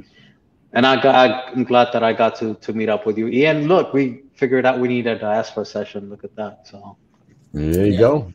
Yeah. Put that Yeah. on your schedule. All right. Tanzan, you know, Tanzan, make sure that we got Mundatezi, Tanaja. I want to hear something from Mundatezi. I know that he will question. Mundatezi. quietly, Yeah, laughing, quietly. slowly, we'll take a break, take a nap, and come back and ask you in the same 1 minute. It's just like Emmanuel says he's funny, but like I think if I can suggest, if we're gonna do something like that, it's not like we all have lives, but Mhm. certain days like Fridays for relaxing Mhm. conversations will be great. Like we were doing that before, Mm. Yeah, I mean so that's something that we're gonna need to get back on Friday night. Friday night is a really a good night, a I good believe. one. I agree. We had Mika's in the a cave, so he can't do anything. He just shows up when he does. Yeah, I literally think he's in hiding. yeah, we went at it in that first session. Yeah. And His Excellency is very busy these days. Yeah, Yeah, he told me that. I haven't seen the others. Yeah, that's true. But Yeah, Ezra, Professor Ezra is busy. Once in a while we talk, but I didn't talk to him in a while now. Uh, Yeah. Ridge, Ridge is busy. Oh, there it goes. Good to see you guys back. Isn't it amazing? I just said Ridge. It's he him. just, oh my God, that's hilarious. That's crazy. I just saw that. Yeah. Hey, what's up, Ridge? Crazy. And Ridge is the one of the regular keep it in touch, keep me in shape. You know, With the island voice, which is so again, needed. thank you so much, Ridge. I just want to thank you really for all your support. I really appreciate that. Yeah, he always check on me, and it still does. So that's great. That's really great. All right. Shall we call it a night? We love you, Ridge. I know you see that. Yeah, I love you yeah, back, Lisa. oh Yeah, brother. love you back. Definitely, as a brother, a true brother. All right, Mika, we'll let you do what you got to do because right now I think we're just excelling on 3:25 a.m. EAT time. So just give us a little prayer. So you need to rest, definitely. You got a lot of Yeah. work. You're not done really great, No, no, Mika. listen, you still let him get away with this. I don't get it. He still did not say one good, happy thing. Like, I am not going to let him get away with this. And he cannot say That's that right. the idea of doing a diaspora session is one good, happy thing. No, Right. Well, another thing. no, no, no, no. Uh, one good happy thing. Give an idea. One good happy thing.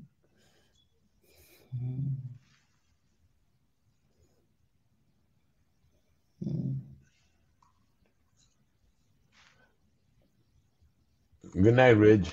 Yeah, he said I'll catch up with you guys. It's strange. Um. Wow. That's so sad. Like, I'm really, like, I I can't feel look at bad this. now. I feel No, no, sad. no, I no, feel no, like, no. what You did we should, do wrong? you should read the friends. Ridge What? said, "You are Uh, alive." That's happy thing.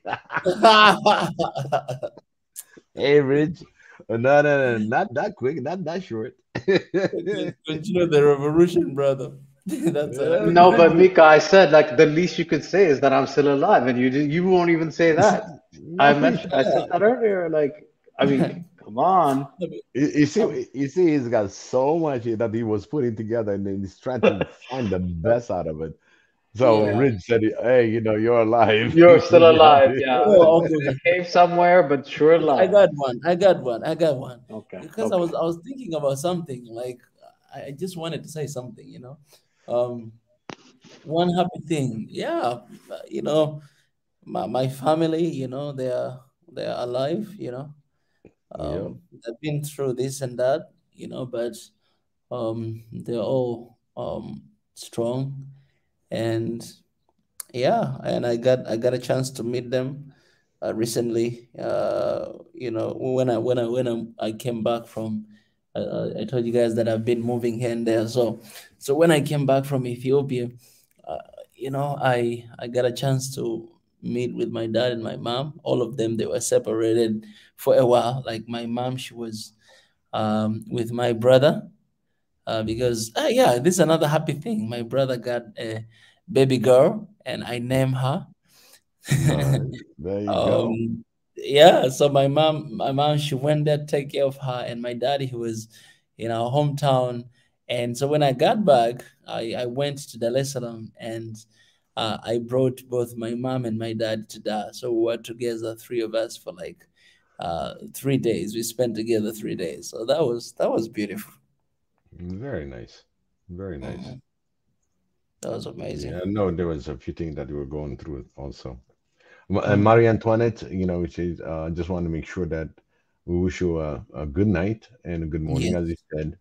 And I know you're getting low in energy. Please, family, please focus on Marie Antoinette, so she can get her energy back. You know, she tried to come in and she listened to us, but at the same time, you know, we want to pray for her, laser focused, that she regain her strength. 'Cause, if we put our thoughts together, really our mind together, we can make sure that the healing goes toward her. So please put all your deepest love, all your shine. Just imagine that you have a radiating light that goes and extends to the American planet. It's very important. We have to really put that in a true meditation. Basically, we are able to scan. We human beings are being given the gift to scan people. And if we all do that, we can really have a laser sharp focused energy to shine over her body. And Mary that would. Antoinette is an OG and a trooper on top of all of that, considering, right? So Mhm, always in my personal prayers. So Mary Antoinette, I still want to hear you talking one day, but mhm. on here, but always on our thoughts. I would say Yes. that personally as well. May you regain your rest and gain your energy. I wish you Amen. well. I wish you well through all your body, through all the cancerous moves out of your body. I just want to pray for you, and I pray with you. You got the family that supports you. If there's anything that you want us to do, Marie Antoinette, please just signal us, give us information, update us on your well-being. Before the good night, I wish you well. May your body glow and get rid of all this cancer cells. Let your body glow. And one thing that I suggest you also, I want you to watch a lot of comedy. You gotta laugh. Laugh as much as you can. Tomorrow we're gonna have a little laughing session if you can join us. But I want you to laugh. Any comedy that you can get, just laugh. We're having a laughing session tomorrow. Is that Absolutely. news? Are you Uh, giving us a news right now? yeah, no, we're gonna laugh tomorrow. Definitely. Okay, good. Definitely we will. And I want Marie Antoinette to be really entertained. That's going to be Marie Antoinette night. You'll hear I all the love that. diaspora story. So Marie Antoinette is going to be your night tomorrow. We got somebody that joined.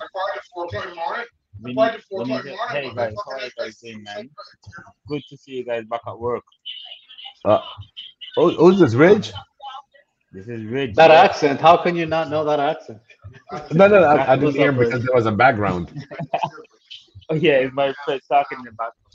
Let me Right, move. right. Can you guys hear me better And now? yeah, we can hear you. And you change your profile. That's why. No, no, no. It's a different account because my phone just crashed with me 2 days Uh-huh. ago. Okay. So I had to go change a whole new phone and then they won't give me back my other Gmail account. So that's what happened in here. Oh, okay. Got you. Got you. What's Yeah. up, So how are Rich? you, Nice to So see Ridge? you. hmm. It's good to hear Okay. from you. Yeah, it's good to hear from you guys. So let me get this straight. So top left is Michael. The E is Ezra, and the other one is you, right, Biggie? No, no, it's Big E and Oh, Jonathan. We have Jonathan. Jonathan, Oh, Jonathan. Okay. Mika, It's actually just Nathan. Just so Nathan. you know. Mm. Yeah, it's just Nathan YouTube channel. Yeah, whatever. Yeah. Right. It's like Yeah, apostrophe yes. Yeah. yeah. Nathan. Nice to see you Yeah. again, Rich. I haven't seen you in a minute. So welcome back. Yeah. Well, it's I've been going, man. I've been going like heavy. So Hmm. I just be looking at you guys on live and everything, but most of the time I don't even have the opportunity to join because I'm so busy. Right. Micah, Mika, Mika. Mika, he must be mute. I think No, he became. listen. That according to that picture, he's still a kid. He's probably taking his last minute bed nap. It's like bedtime nap right now. Like he finally got his diaper changed. Yeah. Mika. He fall asleep, but he fell asleep. No, he was up. I think he went. He probably left the mic anyway. But just to Yeah, uh, Rich, can you give us a little bit of update on Triangle, just yeah. for people to So understand? yeah, no problem. So um, I've got Ezra, the genius, the teacher. Hmm. He's been communicating me a lot, Hmm. and he have this internship program happening, and he's sending a lot of programmers my way. Nice. So I interviewed, I had a conversation with one of them so far, Mhm. and seems like a pretty smart guy. He's Ethiopian as well. Right. Um, I think that like I thank you for those people because I've been doing this by myself for a while, Right. and it's a very difficult task. It's a very difficult problem that Hmm. I believe that we are trying to solve, Right. and I don't want to take no shortcuts. I haven't taken any shortcuts since I've started, since I got this vision. I Hmm. haven't taken any shortcuts. This is why it take me so long, and I really don't care how long it takes me, as Hmm. long as God spare my life, so that I could finish. I could at least initiate what I'm trying to initiate before I leave this earth. That's my concern. I don't care how long it takes me. I don't care what skills I don't have. Hmm. What I need to work on. I'm just Right. working on it. So I have a good amount of other programmers that he sent my way, but as I say, only interviewed like one of them, and he already has a task that he's working on. I'm supposed to hear from him like in the next 2 weeks, but I communicate with him all the time anyway. He's a young guy, but Hmm. pretty serious. They're pretty serious. Yeah. So that's one update. Um, I've got the sign up and sign in features done for the app, but I just need to tie them all together. So I Right. had this other guy I was working with in Pakistan. Hmm. Um, he's also reaching out to me and helping me as well. I will have to pay him, but I don't mind. Right. Um, what else can I tell you? Uh, um, How's John? John is good. John Right. just been he's been very busy as well. He Right. also told me that some of the code that I've some of the languages, some of the coding languages I've been working with, he said he don't understand it that much, so he'd been having a little bit of issues with it. But Right. I told him it's okay. I'll take over the part that he was supposed to do. I'll Right. do it myself, and then I will call him if I have any issues. Right. So John is there. John is there. Still, he's still in our arsenal. He's still there. Exactly. Yes. Um, Also, I this I know this will take me a while to do because this is a huge problem. And as I say, I don't mind how long it takes me. It could take me forever, as long as I live forever to finish it. Oh yeah. One thing that I just want to see is uh, we're gonna have another meeting, you and I and John and the team, Team Triangle, and I just want to see certain things that we can implement, something that's going to accelerate certain issue. One of the things is the vetting process. You know, the vetting process is very important because that will carry a lot of weight to it, the privacy issue and all that. So that's one of the things that I really want to talk to you when it comes to the vetting process. So Hmm. I think No problem. it protects all of us, all as one Africa, uh, because really this platform is going to be very independent from any other platform. It's going to be on its own, and we Yeah. should be able to run it outside to that as long as we got the internet connection and we have our own platform. And this is where it's going to give us the chance to have our own chat. There won't be no limitation. We're just going to have our own vision put together and nobody interfere. But at the same time, security is always important. So we'll take that offline and we can discuss it because I'm back now, and Okay. I'll put in my share. I love the fact that you guys are having the discussion. The transparency of this conversation is really what makes SNN and One Africa in general. Of course, you cannot have everything online. You have to have some of these meetings and these conversations offline. But I love the fact that we'll talk about it transparently this way. So thank you Hmm. for that, by the way, both to everybody that's involved with this website building. And it's much deeper than that, I know. But good Yeah, job. Thank yeah. you. This is gonna be our own platform. This is it's gonna be. We're not gonna be on YouTube. I mean, YouTube probably gonna have some of the things, but the whole idea is to have our own platform, our own things, and at the same time, we can throw some of the YouTube stuff out there. It still runs, but certain thing that is gonna be really private into One Africa and people that are gonna be vetted eventually, because this is going to be something where we can have certain partition and rich dream need to be accomplished because his dream is our dream. Yeah, I And remember that conversation like 2, 3 months ago yep. when you were talking about this, Rich, back then. Hmm. So, yeah. I have Yeah. to tell you, by the way, about YouTube. I don't know what's going on. I don't know if it's because there are not that many live streams. I actually have to search to find. Of course, I will get the messages on my phone when you're on live, and I'm not always constantly able to. But I don't know if it's being suppressed or not. I think Mika might have mentioned that it possibly is. But even when you are live, like it doesn't show up in my top tier of what's going on. I don't really follow that many things on YouTube. No, So actually, I experienced that, but yeah, and I I find did it not. very weird. Yeah, I don't know if any of the comment also if you put your experience whenever you set a reminder, and when the reminder comes, it should come on the time on your phone or whatever. It should come on your phone itself, because your YouTube account is there. Or if you're They're on, shadow banning us. They're shadow banning us. That's what they're doing. yeah, Thank you. that, That's what I think. That's what's happening because what I'm saying is I can find it as a like a note, like it's gonna go live or whatever.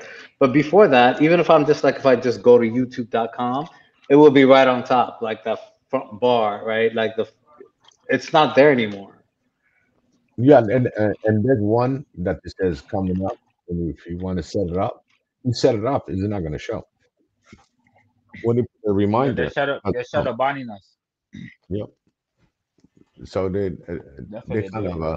Um, I think in fact, we're gonna talk with Mika and everything else to have our regular, would start 1 o'clock or whatever, which is nine p.m. Eastern time.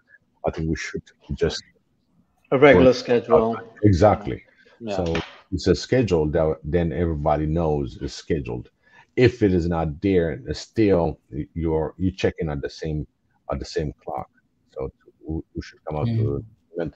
And at the same time, we can open also with all of us sharing on topics and the topic that comes in, and then it becomes a regular one. So if we have a major topic, we got other panel that's going to join the panel. All that can be scheduled and all that, no problem. But on a daily basis, I think we should have a 2 hours or an hour. Usually our topic goes now we're at like 4 hours, but we can have a 2 hours quick session and everybody go about to do whatever they need to do.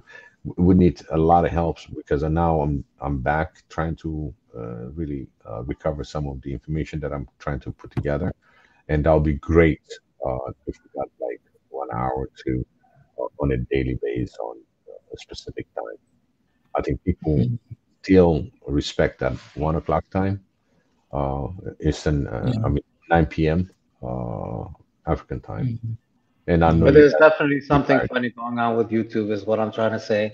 Because I'm telling you, it's not there. Even when I know that it's live, it's not there. So I have to like scroll down, it's not there. So I have to actually look up Swahili Nation, and then I find it. I'm like, this is not what it used to be like. So there's something funny going on. That's all I'm trying to say. They are censoring. I already realized that they have been censoring YouTube as well. They're Right, censoring me everywhere. right. Yeah, right now people they're not even getting some recommendation to How's And how's your Twitter account? Twitter. You know, Twitter is still that day. You remember they didn't Right, allow me to post anything, but right, then right now it's back. Like I can post, but then they're still limiting it. right, Yeah, yeah, they're still limiting it. So I post, but it doesn't really go anywhere. right. Yeah, Elon Musk Micah. just bought that. Yeah, yeah. Hopefully things will change. I don't know about that one, but the guy's going a little bit crazy. He's going. Yeah, I mean, he's just going against so many leadership. I know you're techno, but sometimes, Yeah, I don't know. Some of the people that they put some of the narration on where he stands, it's kind of tricky. He's not Mika, how are conventional. you, man? hey, Rich. What's How up, are you, brother? I brother? see. I love your picture here, man. You got your young picture. This is Man, when you started with the idea of triangle, right? yes, I've been Yeah, looking at you, man. You're working hard, man. You're working hard. Keep up the hard work, man. I just got one message for you. yeah. You wanna hear it? Yes, I want to hear it, my brother. Energy, energy, energy, energy, brother. Oh yeah. Energy. I'm sending you all the energy you need right now to keep on your journey and continue the Yes. revolution. Yes, brother. Yes, appreciate, man. Appreciate so I much. know, I know, I know. I'm not there for you as often as I should, but Mm. I'm here still. I'm working. Trust me. It's all Exactly. oneness. Yeah, We're yeah. all heading to the same destination. We're just Mm. taking different routes. Yeah, yeah. We No, won't be there brother. at the same time, but we're all Mm. working. Yes, yes. Hmm. Yes, yes. I'm gonna go steal that book of Enoch out of that library tomorrow, just so you know. We'll all be behind you. It's a story that we're like, no, hey, if I get arrested and you hear something happen, it's because I'm gonna blame it on us and anyone else. Like, I'm just saying, we're working. Yeah.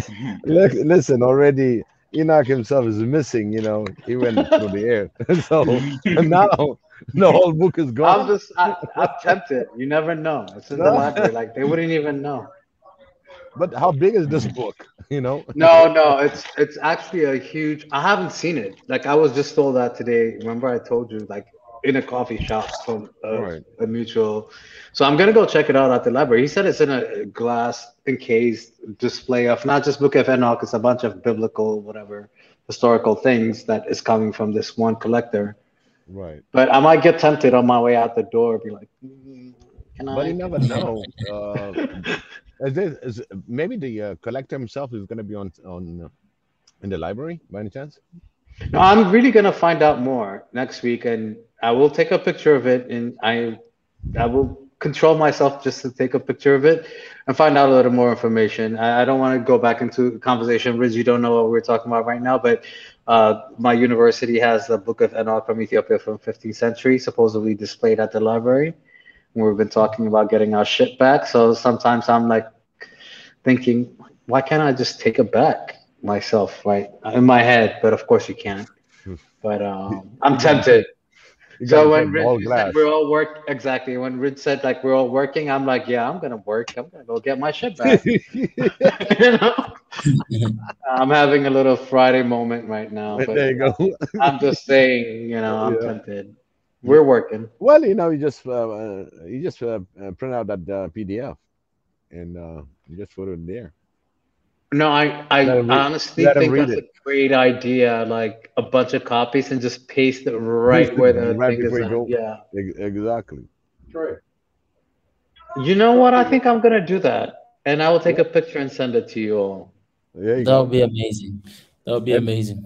you will see people that's gonna stand and start reading, and take those pictures too. That it grabs attention Yeah, yeah, exactly. because they're still looting. Don't forget that they're still looting. They're still taking. You know. I think we lost Ridge.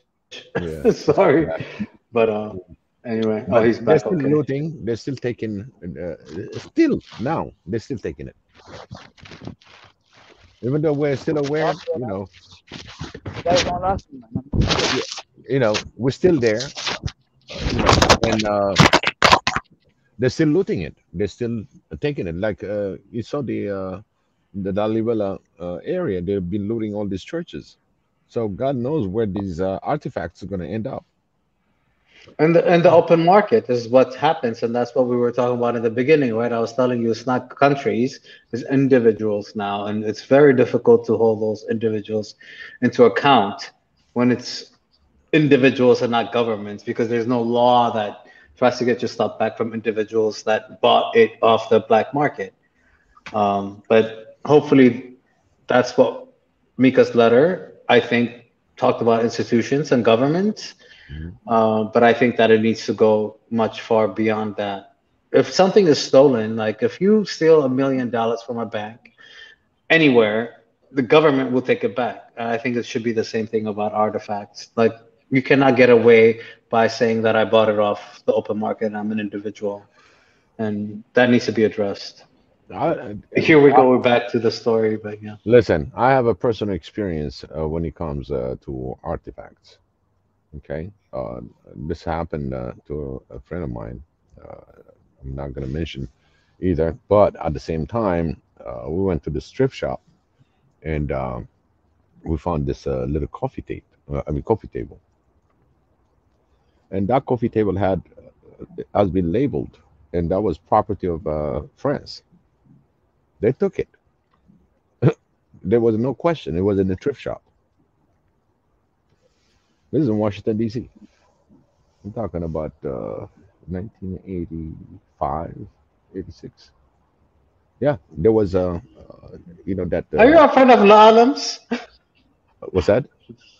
Are you a friend of La Alam's? Because I remember a friend in DC that used to do the shop around those places. I'm just saying. But Yeah, I know Loalim. you Guys, do I'll leave okay, you yeah. Yeah, I do. Al, the artist, also, be. did a few things.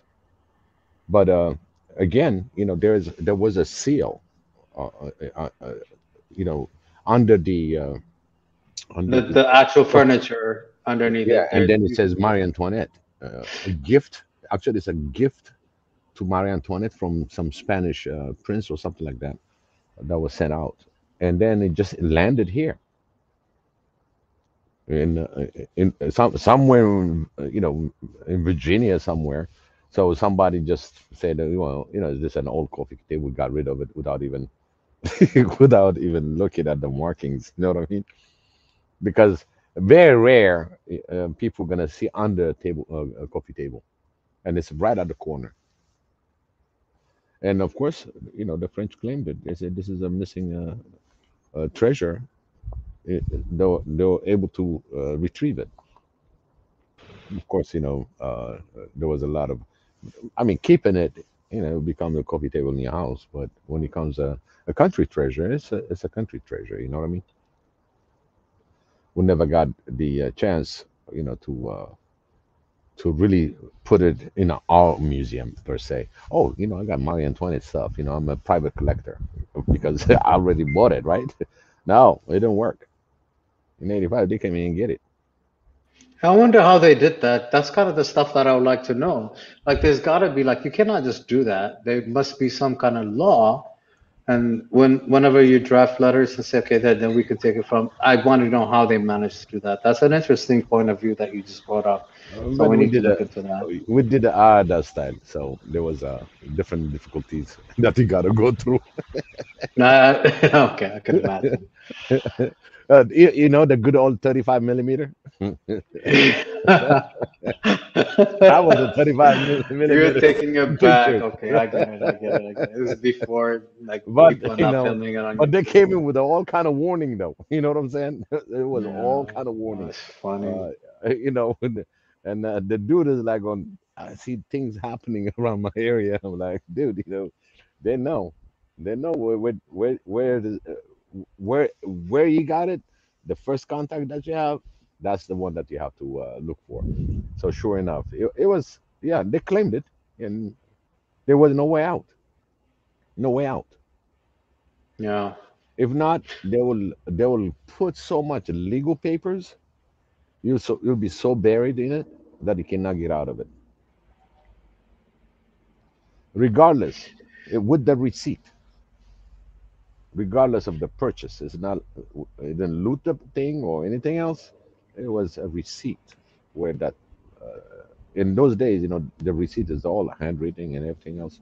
So there was a lot of nightmare to it. But this is what I'm trying to explain to you. If really you put a demand to it, uh, we have the right. You know, you To cannot. get it back, yeah. Yes, because you cannot.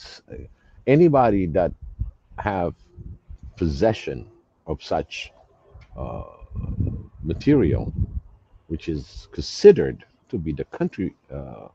It takes a lot of you know, a lot of litigation laws and everything else, but at the end of the day, that Repatriate your shit is what I say, you that's know. right, Excuse my, that's right, I think I'm allowed to say that word today since it's like almost 9 o'clock on the East Coast. that's So right. yeah, you can repatriate it. By the way, I'm glad that like the last thing that is still the banner that's still there about the mission is defending image and bringing back all the heritage. So, and I saw Rich coming in and out. I was gonna ask him a question, but Mm, and I think Mika was trying to say that he's gonna get off as well, but right. I think again, I love what the letter. That's just the items, and I kind of want to. We need lawyers in our networks to figure out how do you legally demand these things back. You know, Yeah, in but fact, you not know, just you know. I'm pretty sure, you know that we can get some kind of pro bono type of work that we can put to protect even this channel. You know what I mean? You know, a strong person that can really protect this asset. You know, this one Yeah. Africa. You know, one slip of tongue and things that they bury you with and put you in no communication, and you understand. You know how it's going to go down. You see what I mean? You've seen Ion, the it's a major media, but they shut him down for a week. I don't know Just that one. I apologize, but I'm yeah, not just familiar. it's a media. It's ION, and they've been put on. They took it On a down without timeout. notice. Yep. I mean, then what happened is they replayed uh, a video. Okay. Hello. Can you hear me? I can hear you. Yeah. They put them on timeout for a week, and this is a major one. Is if you look at the search on Ion, I like there are information that's out there, non-biased, because they took an information and they played that video and they talked about the video. The next thing you know, they took them off air. Period. So they had to go back and explain to them. Listen, this is what has been on the internet. You know, and this was from a newspaper, a known media, and that posted, and they can play on their own. Nothing happened, but they shut down this one. So It's because they have good lawyers, good publicists, and everything else that went and the and it is so funny that the people that are watching it are the one that made the difference because they bombarded YouTube like crazy. Yeah, It's, but can I ask you a question? Isn't that the biggest problem is the fact that we have no control over that service called the internet? And it's literally you are at the whim of the satellites that are owned by, you know, the Western countries. So they can shut anything down and everywhere down. And we are so dependent on information. I think right. information is the biggest control of over everything, right? So misinformation also could be done by controlling source of dissemination of information, if that makes sense. And I think that was a great one of the things that Abby had said it, and not like talking about Avi the way that you're thinking of it. But anyway, he had mentioned that during the last AU, like Africa needs to have its own source of not just media, but also control of who owns media. Like, Mhm. and the fact that Fox is like now in Africa scares the hell out of me. Mhm. Um, so then you go, I don't know about ION, Mhm. but we need to figure out our own information because you're still at the whim of they can shut you down, they can weaken you, they can do whatever. You can have a I I'm mean, assuming that's that I'm Nathan. assuming Ridge is working. I'm sorry, Yeah, I that's assume what that Ridge Ridge is work. working on Yeah. exactly. And then even that, what source of internet is that based on? Who owns that internet service? And they can still shut it down. You see what Uh, I mean? So that's what worries one me. of Like, one of the thing is just simple to say. Uh, mm, when you put a VPN, it's really a private network. You understand? And this is going to be a private network. It's just it has its own members that have access to it. You see what I'm saying? And that I understand. Yes. eventually, as we grow, and you see, One Africa, like I said, is going to be it's always going to be a working platform, and certain works that's going to be implemented is going to be through the channels that we have, and eventually, our model will be a good base to replicate to the whole continent. And now, when you stop talking about continent, now we're going to get fundings through the African nations, and once they like what we present and this what they want to see, there's all this channel that's available for African nations, and that, believe me, when it comes to authentication and getting certain hackers, you're talking about uh, cybersecurity and all that. That it needs to be placed into it because the wrong information goes in. It is the consequences that's going to happen. So it's just in the beginning of the making of this triangle, but we have control of the internet, and nobody's going to shut you down unless it's really high level and everybody decide to shut it down. There will be Yeah, other like the that, satellites up in space, right? yeah, So, there are some websites that they're not part of the YouTube, but some of the hate crimes and stuff like that, and some of the other crimes that they put in, they're still in the internet, and even well, the dark web is what you're talking about. yeah, Yeah. the dark webs and everything else. So Yeah. even those they can like shut them off. You know what I mean? Let alone being legal in the progress of One Africa. As long as we don't interfere in their political arena. For God's What? sakes, we're not even talking about anything like totally like evil. Like we're just trying to like hold back our history and our Right. story and survive. For God's sakes, it's not even that serious. Like we're You not know, talking crazy. Yeah. But there's. you can silence people without even realizing that you're silencing them. Mhm. I mean, they know what they're doing, but like I just said about the YouTube thing, I find that shocking. I think some of this conversation, and I hate to say this, but you don't want that much stuff out there because this is live and is recorded, and I love the idea, and I think I cannot wait to have discussion even more with Rich. And unfortunately, I think he said he's at work and he's been busy, but I'm looking forward to finding out more about where that's going. I think that has to be the next stop because I already see how it's being suppressed. And people are still looking for it, but you cannot find it. And then that just kind of, it's the way of silencing thought, and Yeah, ideas. and as you know, Nathan, right now there's a big Thank you for calling me by my real name and not Jonathan anymore. Thank you. Nathan. Yeah, Just messing with you, you know man. the thing is, I call you Jonathan because I keep reading Jonathan comment. I see I know, Jonathan. I get it. I know. It's really not. Not Yeah, no. what happened is on the actual thing that's happening in the world. I mean, it's plenty to talk about, plenty. But do we risk that? You know what I mean? It's like to begin with, it's not the thing that we're interested, but it is also we're interested because it affects the continent. You see what I mean?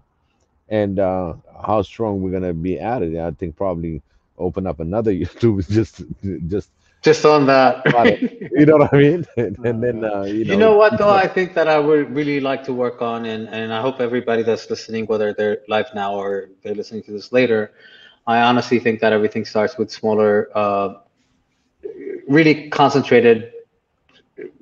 I don't know how to put this. I hope that eventually will be a much larger a conference, almost like, where you really, it doesn't have to be in person, but Mhm. really thought out.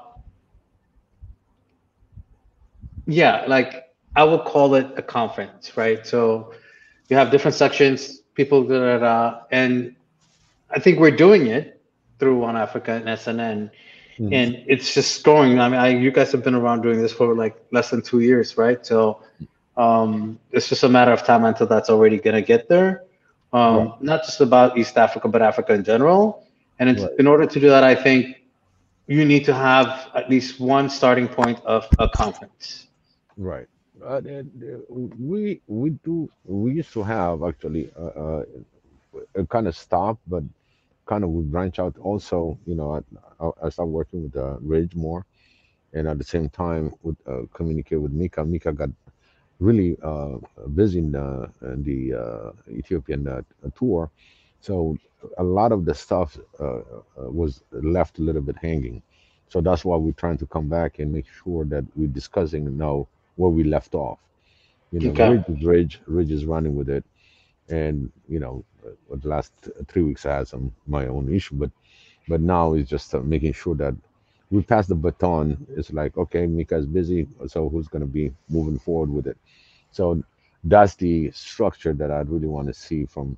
If you see any programs, you're just going to have different projects that are underneath, and each project has a lead. From the lead, you're going to have the sub lead, and something that never stops. You see, because Yeah. One Africa has a lot of work to do on the low hanging fruits. Without getting involved with any politics. Like you said, you start in your little community, and from community you spread out, make sure it's understood, and you keep going and getting grow. You go to the next community, and that's the kind of model we take it step by steps without any moving any political issues. This is non-political. It's an organization that's looking at One Africa just for us. Like the statement said, to defend the image and bring back all the heritage of Africa. So this is one of the things that we're talking about the museum. My favorite word, Recognizing, decolonize the mind. That's the yeah, most difficult and one. Okay. yeah, and authentication or authentic Yeah. knowledge, and Yeah. create a bridge for oneness. You see, the oneness is the key. Our bridging, to be one, and to have a peaceful Africa as the mission statement. So if we are in the peaceful mission and we're trying to bring the awareness and uh, the growth now, Africa is a young Africa, a lot of young people, a lot of young people. If we don't give them the understanding, the heritage, who they are, and at the same time giving them the empowerment that they can move in certain directions and even help them to establish that direction. That's something that's expected from us, from the elders. You see what I'm saying? Because we got younger generation that's growing. Hey, listen, don't put me in your category. I don't know how old you are, but I'm just kidding. Oh, no, no, no, no, no. I'm No, talking I know. about I really have. I know. I'm just the being funny. No, no, the I, young, you being funny. Ethiopia. I really am. Actually the whole It's of Africa Friday. We got to be a little is funny, 27. bro. You know, 27. Yeah. The young is 27. Yeah, no, I'm being funny. I'm much older than that, but not well, older than that. I'll say that. But listen, I think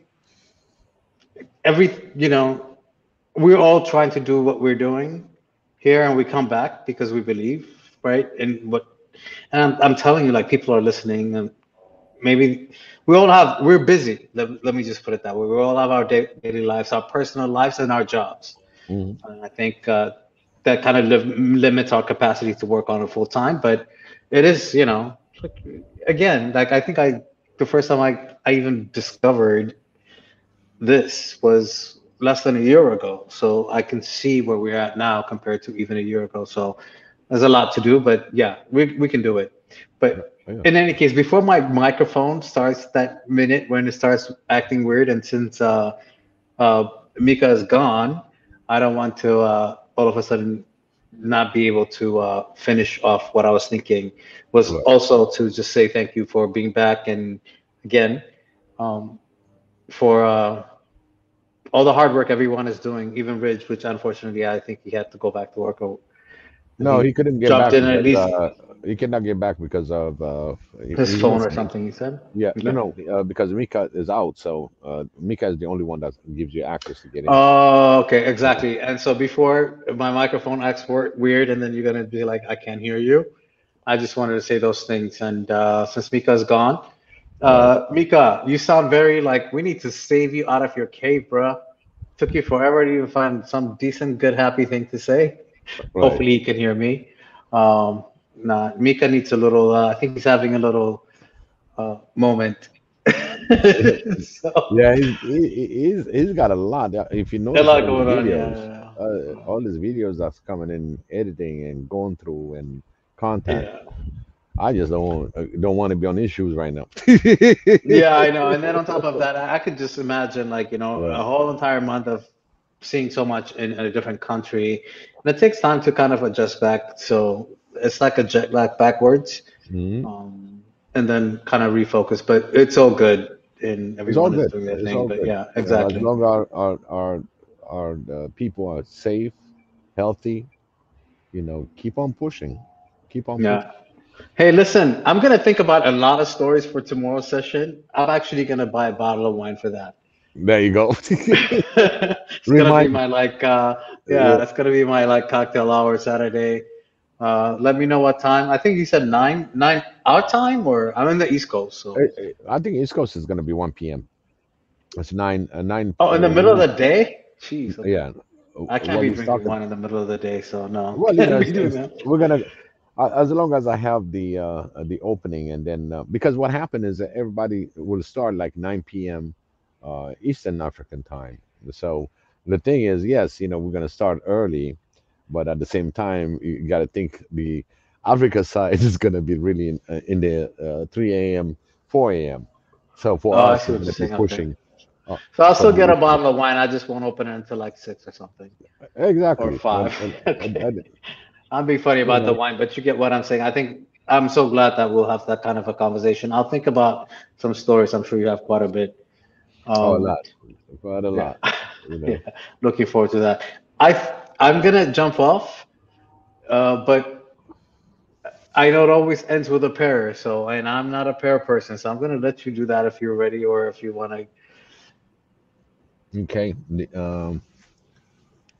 This prayer today is for all my brothers and sisters that are subscribers that listen to us, and all your prayer may come true. For those that are really need our prayers, are like Marie Antoinette, and I cannot emphasize everybody before you go to sleep, before you do anything. If you hear this transmission, just take a minute to focus on Marie Antoinette. Just focus on her and think of her healing. In whatever way you do, just take the minute of your life, just 1 minute, 60 seconds, or if you can take it longer, just pray for them. That's Marie Antoinette, Kaku, my brother, my Dr. Zadega, and Kuku. that have been asking for prayers. And in addition, Mika asked for prayer. So we all need to also focus on Mika so he can come up successful. He's successful already, he's victorious, but at the same time, he needs a prayer that will connect him. I pray for them. This is my dedication.